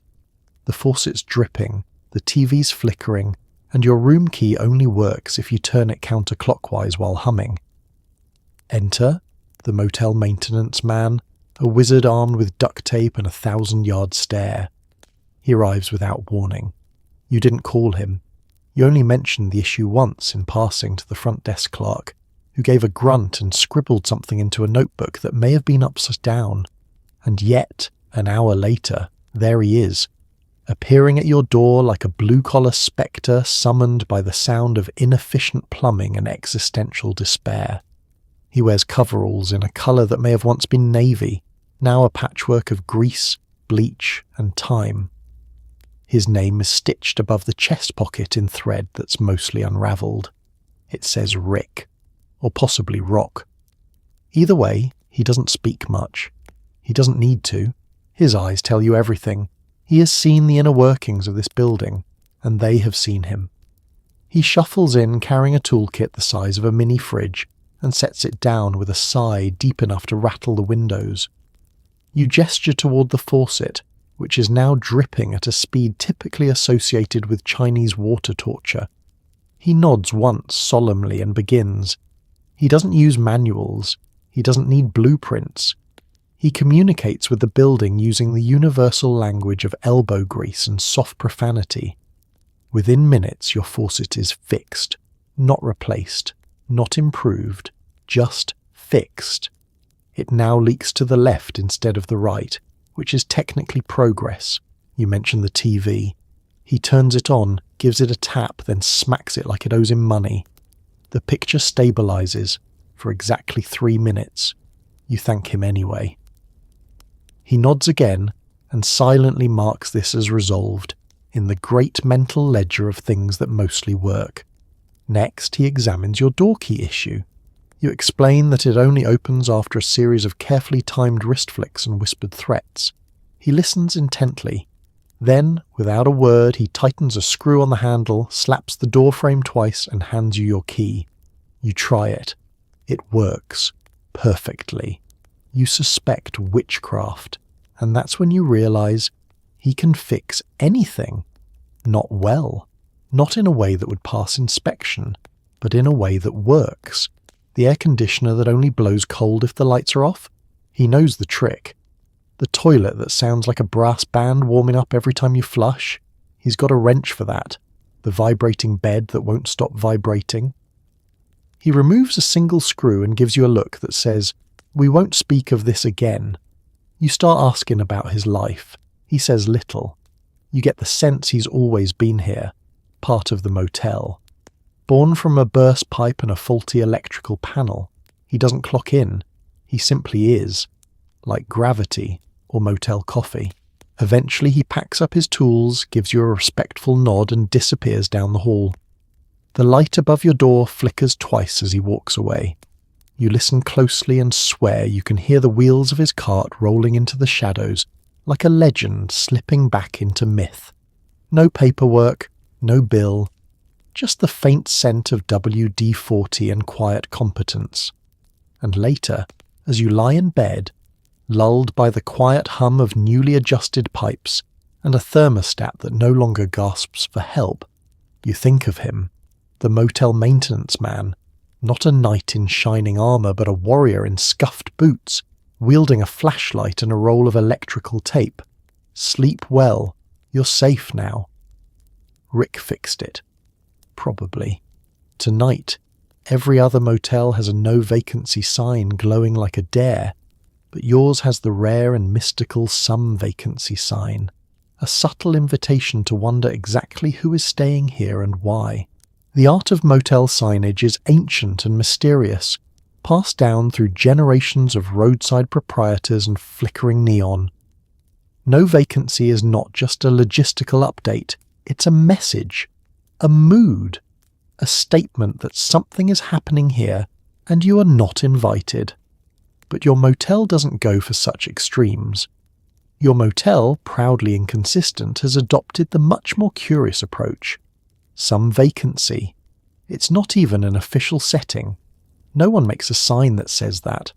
Someone, probably the manager, just keeps the no half lit, dangling by a loose wire and personal philosophy. It's always unclear whether it's full, empty, or merely confused. Much like you, as you approach the office for check-in, and so begins the guessing game. You pull into the gravel lot and count the cars. 3 pickup trucks, 1 sedan with out-of-state plates, and a van that looks like it may be inhabited by either a magician or someone hiding from taxes. But the parking lot is too big for the number of guests you actually see. You begin to wonder, who's here? Who stayed here?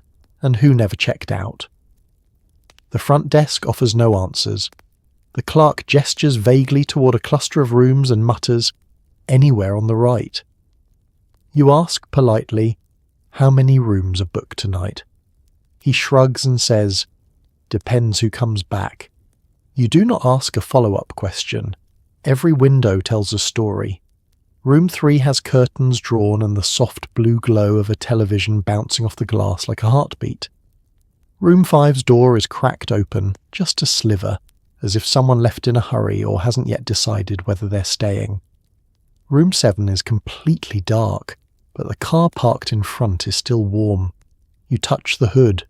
Yep, recently operated, recently arrived, or possibly recently abandoned. The mystery deepens. A shadow moves behind a curtain in room 10. You pause. They pause. It becomes a game of Motel Peekaboo, except neither of you is enjoying it, and both of you suspect the other may be an FBI informant. You shuffle away and pretend to admire the vending machine. It's safer there. The true population of the motel is never known, only hinted at. You hear voices, sometimes above you, sometimes below, despite there being no second floor. A muffled laugh, a door creak, the soft wheeze of an air conditioner hiding its secrets. Everyone's here, but no one is seen, and that's the magic of it. Your motel exists in a liminal state, a Schrodinger's lodging establishment. It is both full and empty, safe and suspicious, quiet and full of muffled arguing. The some vacancy sign reflects your own emotional state, not fully booked, but not completely available either, holding space for something, maybe sleep, maybe self-reflection, maybe a raccoon.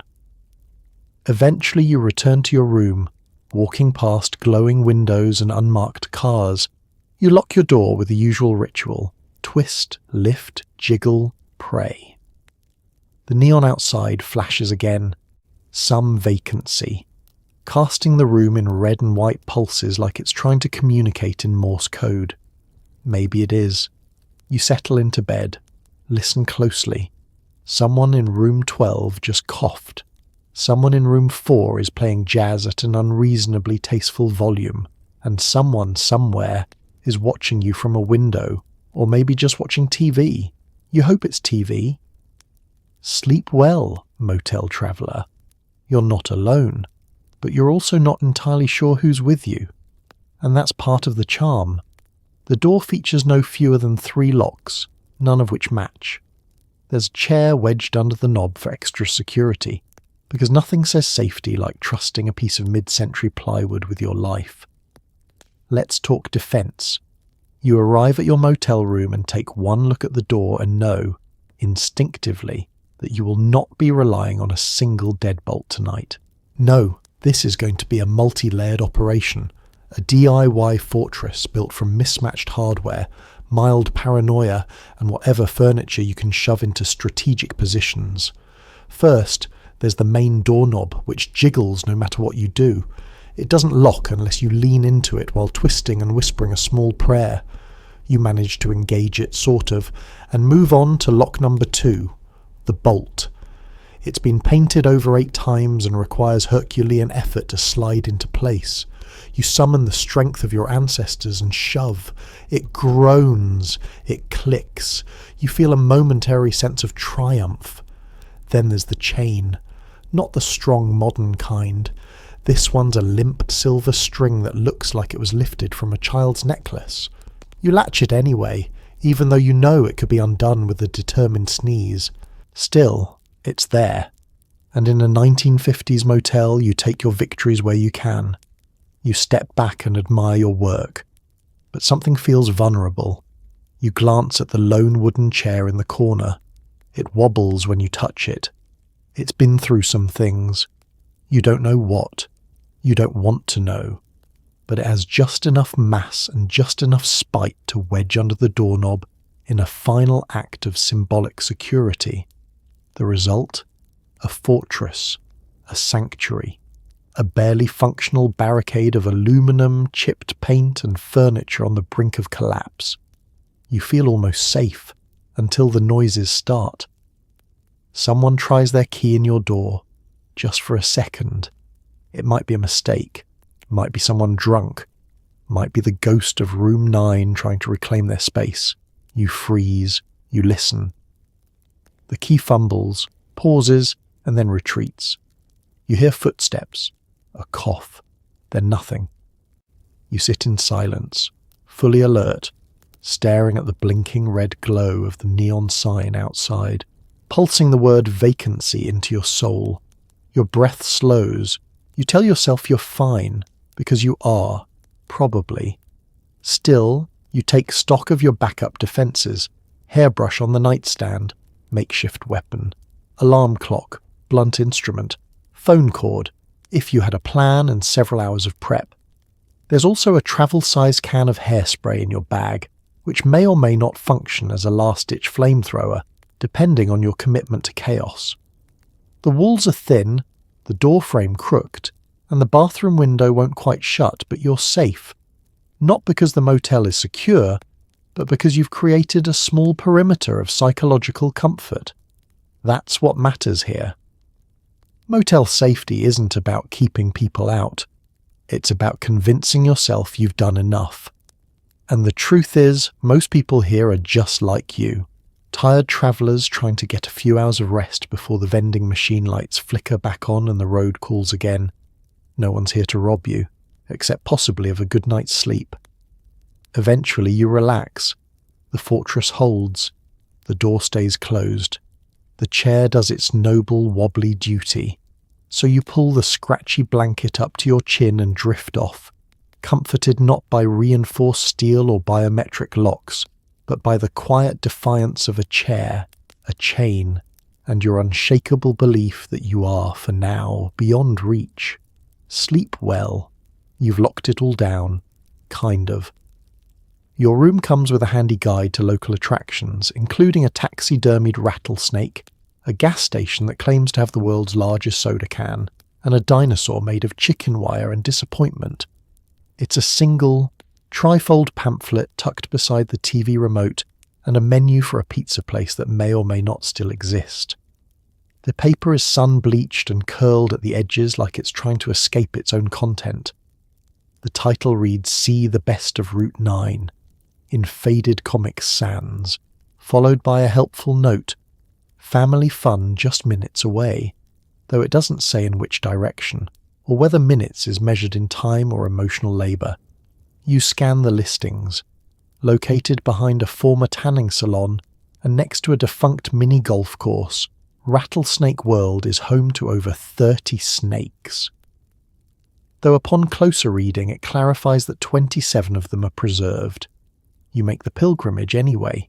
Inside it smells of formaldehyde, sadness and peppermint air freshener. There's a display case featuring a snake that's been posed upright and is wearing tiny sunglasses. There's no context, no one explains. It's not actually a soda can. It's a water tower painted like a soda can, perched behind a gas station that sells expired jerky and commemorative lighters. The sign says, "Take a pic," and so you do, standing beneath it with your arms outstretched like it's your long-lost carbonated relative. No one else is there. The cashier inside watches through the window, unimpressed and possibly asleep. Perhaps the crown jewel. Advertised as fun for all ages, it is in fact a gravel lot containing 4 handmade dinosaur sculptures, 3 of which are technically standing. The T-Rex is mostly chicken wire and papier-mâché, with one googly eye and a sharp lean to the left. There's a sign that reads "Do not climb," which suggests someone already tried. You wander among them, unsure whether to feel awe, pity, or mild tetanus. Somewhere, a plastic speaker plays a looped dinosaur roar that sounds suspiciously like a person saying roar into a soup can. You drive 2 miles out to a concrete marker that simply says, "Site of something important. 1874, there's no further detail. Just a picnic table, 1 wasp nest, and a brochure box that contains 1 damp flyer and a spider with boundary issues. You take a photo out of respect and drive away slightly more confused than when you arrived. Your final stop is a roadside store shaped like a wagon wheel, offering such delights as handmade wind chimes, meteorite fragments, or gravel, and several shirts that read, "I got gassy at Gary's." You leave with a snow globe containing a cactus, a bumper sticker you'll never apply, and a small jar labelled "Desert Sand." Authentic, probably. And then you return to your motel, your arms full of useless treasures, your soul nourished by oddities. Because there's something strangely beautiful about local attractions that don't try to be perfect. They're charming, unapologetically weird, and full of effort that almost succeeds. You sit on your motel bed, sipping vending machine soda, flipping through your photos of tilted dinosaurs and patriotic armadillos, and you realize this is the trip. Not the destination, not the 5-star anything, but this. The detours, the gravel lots, the leaning reptiles of Route 9. Sleep well, souvenir hunter. Your journey has been strange, sticky, and sublime. Morning arrives, along with a mysterious surcharge for miscellaneous damages. The manager gives you a look that says, "Don't come back," as you return the key and wonder what it all meant. You'll find out when the cleaning bill arrives. The sun filters through the faded curtains, illuminating the room like a low-budget crime scene. Everything is a little more visible now. The coffee stains on the wallpaper, the dent in the wall you definitely didn't cause, and the crushed remnants of a powdered donut that didn't survive the night. You sit up slowly, like a relic being unearthed, and take stock of the situation. There's your suitcase, half zipped and half defeated. One sock has gone rogue. The soap is somehow smaller than when you started, and your towel has stiffened into a shape best described as abstract. You consider showering again, but the memory of the sputtering shower head and its sporadic temperature attacks is still too fresh. Instead, you go straight into checkout mode. You gather your belongings in that frantic, "I know I'm forgetting something" fashion. Toothbrush? Check. Charging cable you left dangling from the wall like ivy. Found it. Bag of Motel vending machine trail mix that you opened at 1 a.m. and immediately regretted. Into the suitcase it goes. There's no dignity at checkout, only speed and strategic folding. The motel key dangles from its massive plastic diamond like a weapon from a 1970s spy movie. You could knock out a small raccoon with this thing. You make one last glance around the room, pretending you're going to miss it, and close the door behind you with a decisive click. The chair you wedged under the knob falls over with a final echoing thunk, like it's saluting your departure. You make your way to the front office, where the manager is already present, perched behind the counter like a judgmental gargoyle. His mug reads, "Number 1 boss," but his eyes say, "You better not have taken the towels." You slide the key across the counter. He takes it without speaking, his fingers performing the kind of practiced flick that suggests he's been returning security deposits since before you were born. He consults his clipboard. Always the clipboard. He flips to a page with your room number, squints, and then, without emotion, announces the surcharge. $10, miscellaneous damages. You hesitate. You want to ask what that means, but you know better. Miscellaneous at a motel can refer to anything from moving the TV remote to looking at the ice bucket the wrong way. You pay, in cash. It's the motel way. Then comes the final ritual, the nod. The manager nods at you. You nod back. No words are exchanged. This is a sacred moment of mutual understanding. You stayed. You paid. You both survived. That's all that needs to be said. Outside, your car is waiting. A little dusty, a little sad, but still loyal. You open the door, toss your suitcase in, and take one last look at the building. Peeling paint, buzzing neon, curtains fluttering in windows with stories you'll never hear. And just like that, you're back on the road. You merge onto the highway, trailing powdered sugar and vague unease, wondering whether the night you just experienced actually happened or was some kind of polyester-induced fever dream. The radio plays something nostalgic. The sky is too bright. The seat is warm.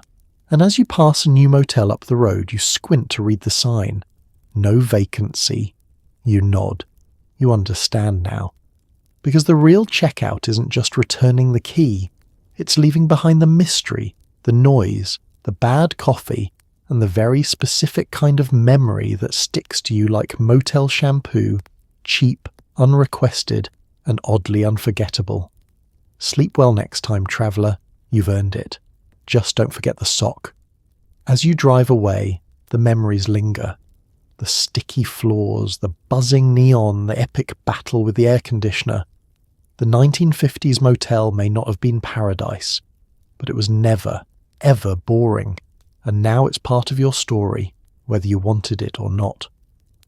You glance in the rearview mirror and catch a final glimpse of the building, its faded paint job glowing pink in the morning light, its sign still flickering defiantly between vacancy and Vancy, as though spelling was optional, but hospitality was not. You wonder who's checking in next. Who will lie in that lumpy bed tonight, try to make peace with that ancient mattress, and find the courage to press their lips to that styrofoam coffee cup? It won't be you. Not tonight. But it could be again. Because here's the thing about roadside motels. They imprint on you. Like the smell of old coffee in a waiting room or the sound of rain on a tin roof, they sink deep into your subconscious. You'll be mid-conversation a year from now, at a barbecue or a dentist appointment, and something, maybe the smell of disinfectant or the faint flicker of a fluorescent light, will catapult you back to that room. The rattling of the magic fingers bed, the towel that disintegrated upon contact, the surreal breakfast buffet where time had stopped and the muffins came pre-dried, the cat in the parking lot who might have been a ghost or a part-time manager, the key fob the size of a canoe paddle. These are not the features of a luxury stay, and yet they're unforgettable. You'll tell someone about it one day. You'll start the sentence with, "There was this one motel," and their eyes will narrow, because everyone has a motel story. It's a rite of passage, like jury duty or food poisoning. You'll describe the sound of the vacuum at 7 a.m, the way the shower water shot sideways, and the neon buzz that you now suspect permanently altered your brainwaves. They'll nod. They'll understand. And maybe, just maybe, you'll admit that you kind of miss it. Not the dust. Not the suspect stains. Not the vending machine cuisine or the night you lost the battle to a determined moth.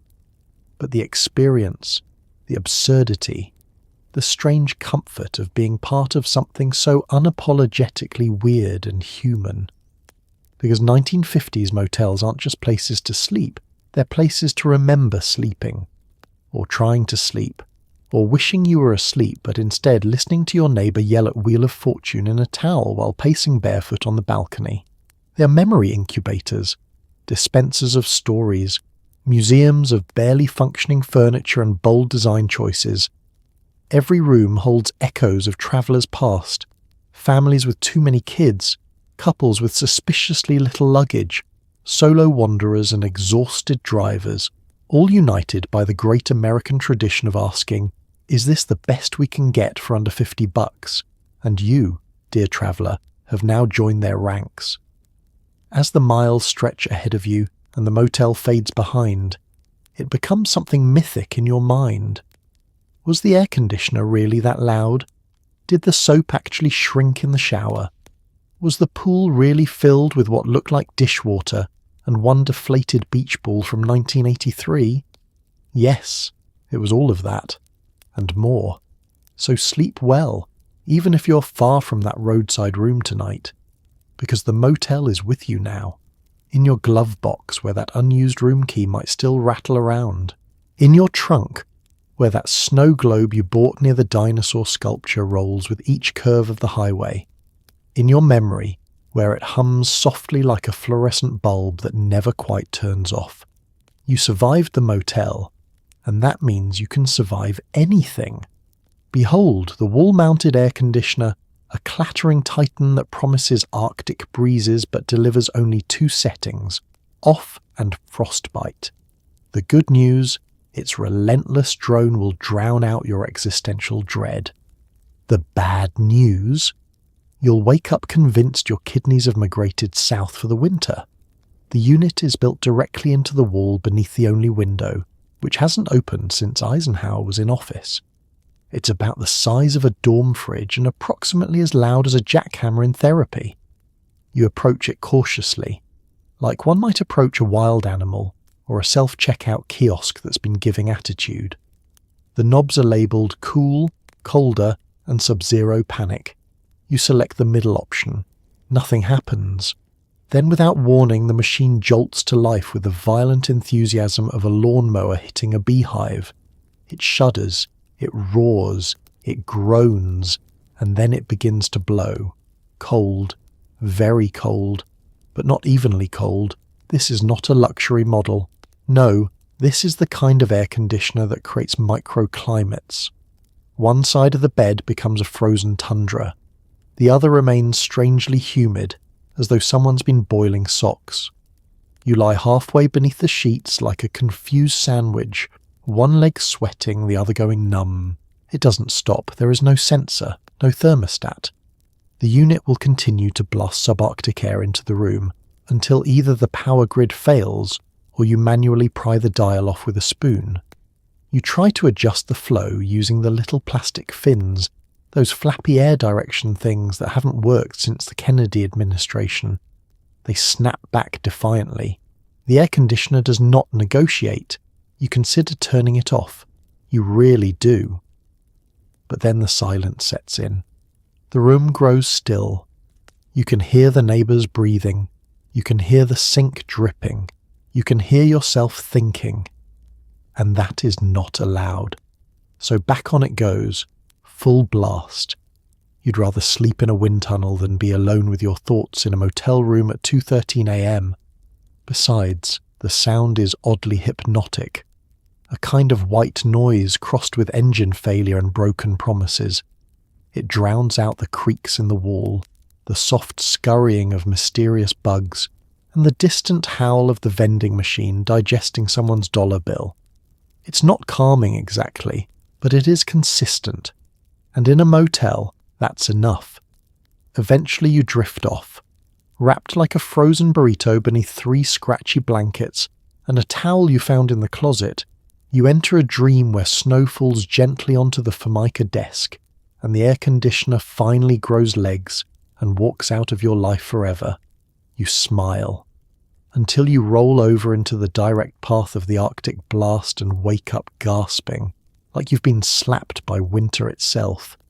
You fumble for the dial in the dark, missing it by inches, and instead knock over the lamp. The lamp goes out. The unit surges louder as if mocking you. You give up. You resign yourself to the chill. You curl into a ball, breathing into your own shirt for warmth like a sad survivalist in the great indoors. And in the morning, as you pack your bags and peel your tongue from the roof of your dry, frozen mouth, you'll feel it. The tightness in your spine, the ache in your shins, the subtle frostbite behind your ears. A gift, a souvenir, the gentle touch of Motel Arctic Deluxe trademark. You'll never forget it. So sleep well, brave traveller, for you have faced the beast. You have danced with the rattle and endured the chill. And if your body ever thaws, you may even tell the tale. Forget cell phones. In the 1950s motel, you communicate the old-fashioned way, waiting your turn at the grimy payphone in the lobby, or scribbling a postcard to Aunt Edna describing your brush with luxury. Just be sure not to touch anything without gloves, unless you're collecting bacteria for science. The payphone is bolted to the wall like it's afraid you'll run off with it, and honestly, you might consider it just to have better reception. It sits next to the lobby vending machine, humming gently, like it's trying to outlive everything else in the building. The phone's black receiver hangs heavy and greasy, coated in a film of history and possibly syrup. The coin slot accepts nickels, dimes, and prayers. If you're lucky, it will also accept your quarter. Making a call requires precision, muscle memory, and a level of finger strength you haven't used since trying to open a childproof medicine bottle in the dark. You dial slowly, one number at a time. Each rotary spin is a dramatic act, complete with suspense, clicking, and the growing fear that you've accidentally called a funeral home in Ohio. When someone picks up, the connection is faint, like yelling through a tin can at the bottom of a well. You shout into the receiver. You press the speaker part directly to your face. You say things like, "Can you hear me now?" Decades before it becomes a marketing slogan, eventually a voice emerges. Your cousin, your boss, your mother, Someone confused, someone yelling, someone asking why you're calling from a motel with a name that sounds like a brand of cat food. But if you can't get through, or you don't have the change, or the machine eats your last quarter like a bitter ex, you turn to the noblest form of communication the motel has to offer, the postcard. You find them by the register. They're tucked into a spinning wire rack that squeaks every time it rotates. Your options are limited. A photo of the motel's pool, taken before it turned green, a cactus wearing sunglasses, and an illustrated cowboy waving with dead eyes. You choose the cactus. The motel provides a complimentary pen, which has not worked since the Truman administration. You shake it, tap it, bite it. Nothing.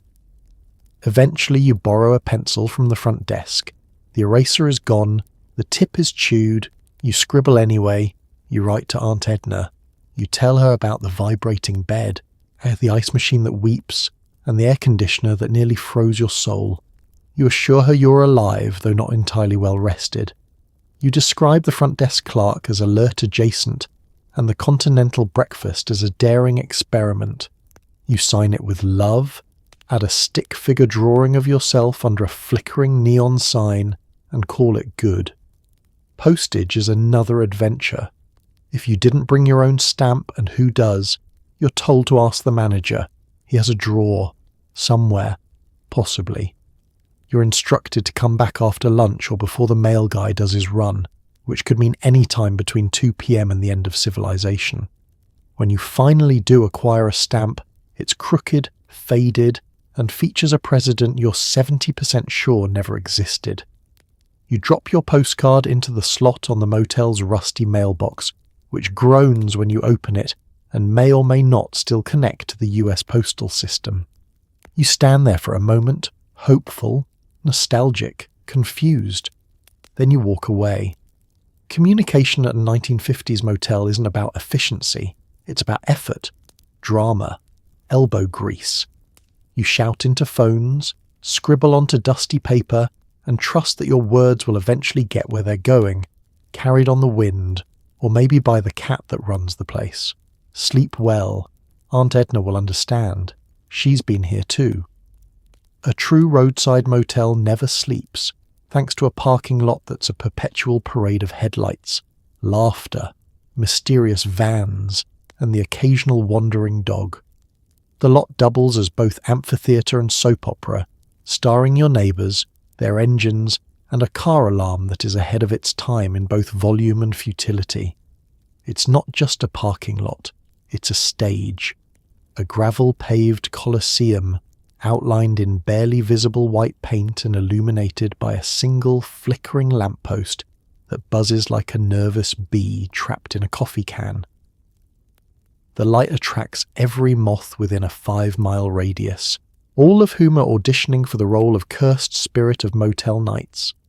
You watch it all unfold from behind your thin curtains, wrapped in a motel blanket, sipping lukewarm soda like it's a fine digestive. You didn't ask for this show, but now that it's started, you can't look away. The cast assembles. At 10 p.m, a couple in matching bowling shirts argue over which direction they came from. At 11:15, a pickup truck pulls in playing country music loud enough to sterilize nearby plants. At 12:03, a man with no luggage and an extremely suspicious moustache emerges from a van and disappears into room 7. He returns 2 minutes later. You do not ask questions. The lot becomes a living thing, an ecosystem of honking, slamming doors and whispered goodbyes.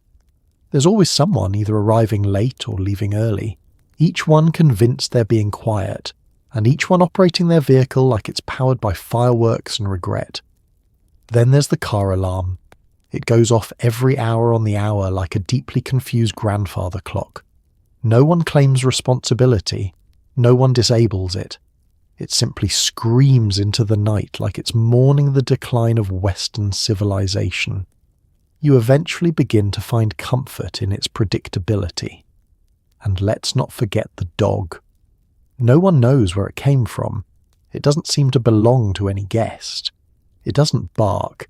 It simply wanders, tail held high, as if inspecting the lot for violations of some unwritten canine code. Occasionally it stops and stares at a specific car for a little too long, then moves on. You find yourself oddly comforted by its quiet judgment. At some point, a sedan with a broken muffler loops the lot 3 times before parking backwards across 2 spaces. You consider calling the front desk, but then remember that the front desk clerk is probably asleep under said desk. You let it go. This is not your war.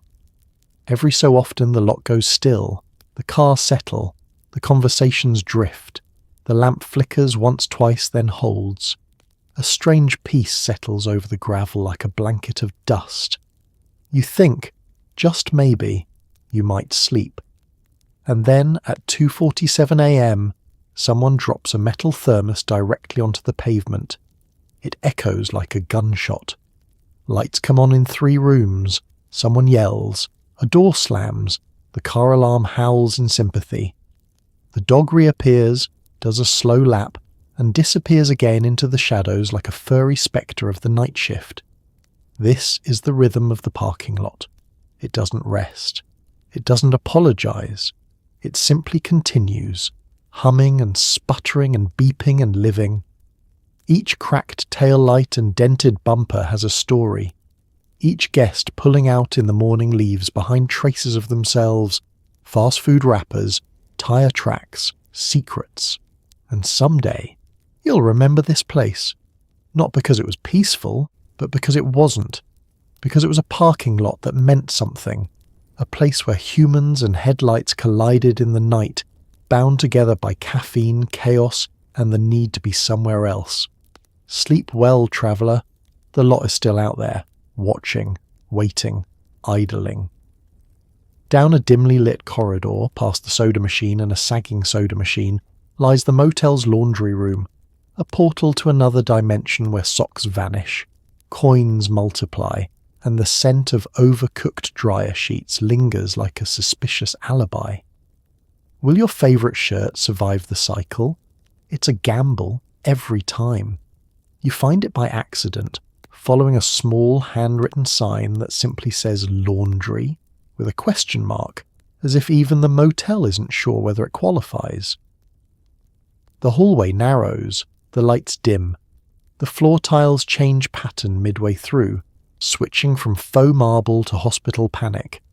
This is how you know you've entered sacred ground. The laundry room door is propped open with a paint can that has never and will never contain paint again. Inside, the air is warm, damp, and thick with the smell of floral chemicals and mild despair. There are 2 washers. One of them growls when you touch it. The other only takes quarters minted before 1982. You try both. The first one blinks. The second one begins its cycle with the kind of sound you'd associate with a blender trying to process gravel. There's a bulletin board above the folding table. 3 tacks, no notices, and 1 coupon for 10% off a local taxidermy service that expired in 1994. A single sock has been thumbtacked to the cork, an offering to the laundry gods. You add your own, a mysterious garment left in your room that may or may not be a washcloth. You fold it reverently and place it beside the vending machine, which offers only bleach pens and trail mix. The machines rumble on. You sit in one of the moulded plastic chairs that feels both too small and too slippery, like it was designed as a joke. You reflect on your life choices. You wonder how your jeans are doing. The spin cycle starts and the entire wall shudders. You consider moving to a different dimension. You stay. Then, something miraculous happens. As you check the coin return on the soda machine purely out of habit, you discover 35 cents. Jackpot. Someone's forgotten change becomes your unexpected inheritance. You invest it wisely in a mystery soda.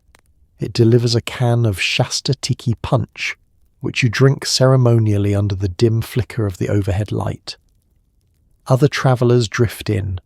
A woman dragging a mesh bag full of dreams and gym socks. A teenager with earbuds and a hoodie pulled up, tossing in towels that might once have been white. No one speaks. Everyone understands this is a place of silent reckoning.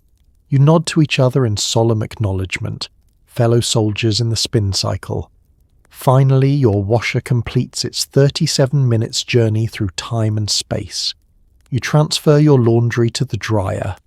Singular, because the second one is plugged in, humming, but clearly not connected to any heat source.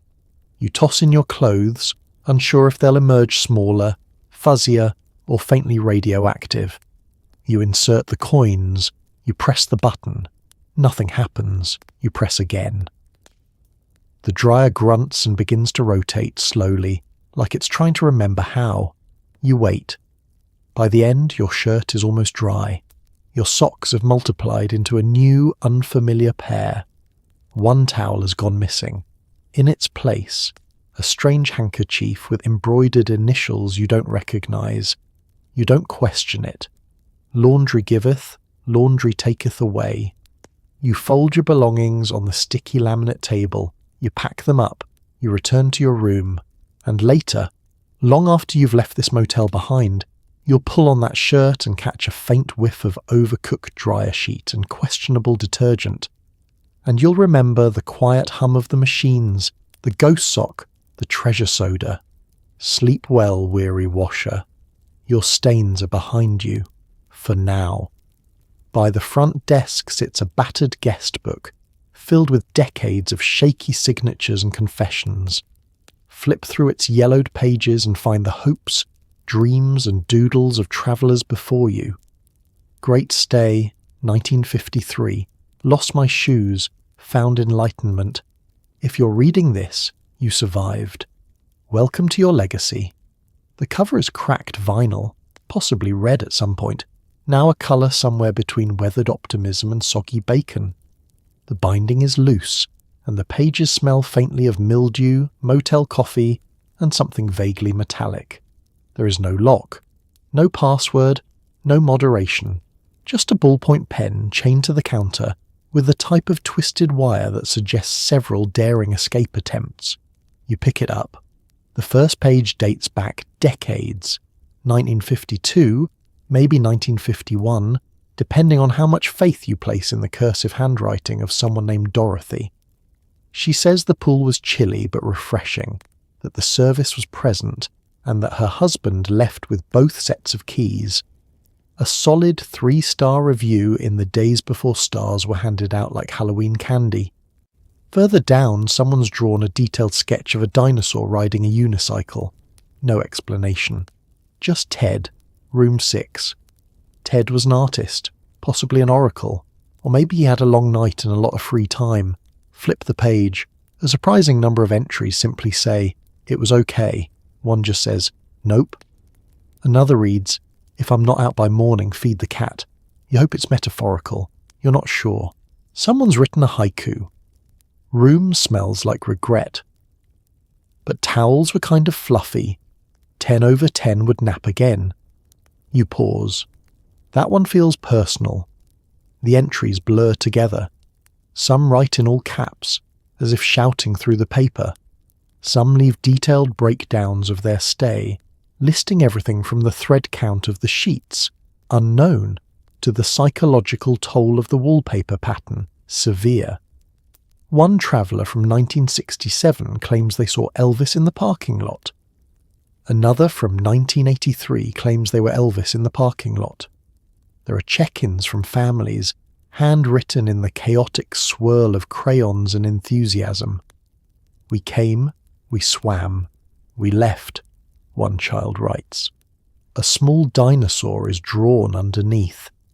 You begin to suspect Ted has descendants, and nestled between all the comedy and confusion are the occasional moments of honesty, startling, soft, and strangely touching. A woman writes about her cross-country road trip after a divorce. A man notes that this was his first stop after leaving the military. Someone else simply writes, "Thank you. I needed the quiet." It's not just a guest book, it's a time capsule, a collection of voices, none of whom ever met, all converging in this one spiral-bound monument to late-night arrivals and continental breakfasts. there's something profoundly human about it, something humble. The idea that, in a world increasingly obsessed with polished reviews and 5-star rankings, this little motel still keeps a paper log of whoever wanders through. Eventually you sign your own name, or maybe just initials, maybe a doodle, maybe something cryptic like, check under the vending machine. You don't have to be profound. You don't even have to be legible. You're simply adding a page to the motel's strange, sticky, sacred legacy. You place the book back on the counter. The clerk doesn't look up. The chain clinks softly as the pen settles into place.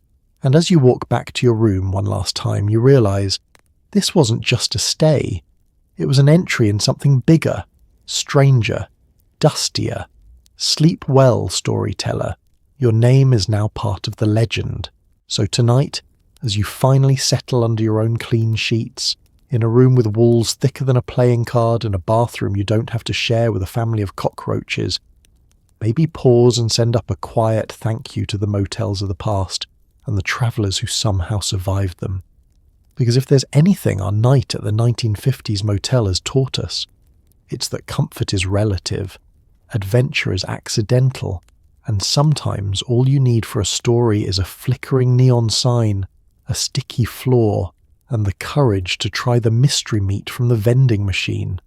You've braved the ice machine's roar, faced down coin-operated beds and haunted pools, and witnessed the majesty of plastic flowers in a cracked vase. You didn't just survive, you thrived, or at least you made it to checkout. Let's give a little credit to everyone who found a way to laugh, love, or just get a few hours of sleep behind those rattling air conditioners and paper-thin curtains. These were people who could sleep through car alarms, forge friendships over burnt coffee, and emerge from the wilds of the parking lot with both dignity and a souvenir ashtray. So next time you find yourself grumbling about the mini shampoo bottles at your hotel, or the pillow being just a little too lumpy, remember, you are living a life of luxury compared to the glory days of the roadside motel, and maybe, just maybe, give thanks for hot water, solid locks, and silence you don't have to pay for by the hour. Sleep well, fellow traveller. The world is full of stories, and tonight you've survived one of the weirdest. Good night.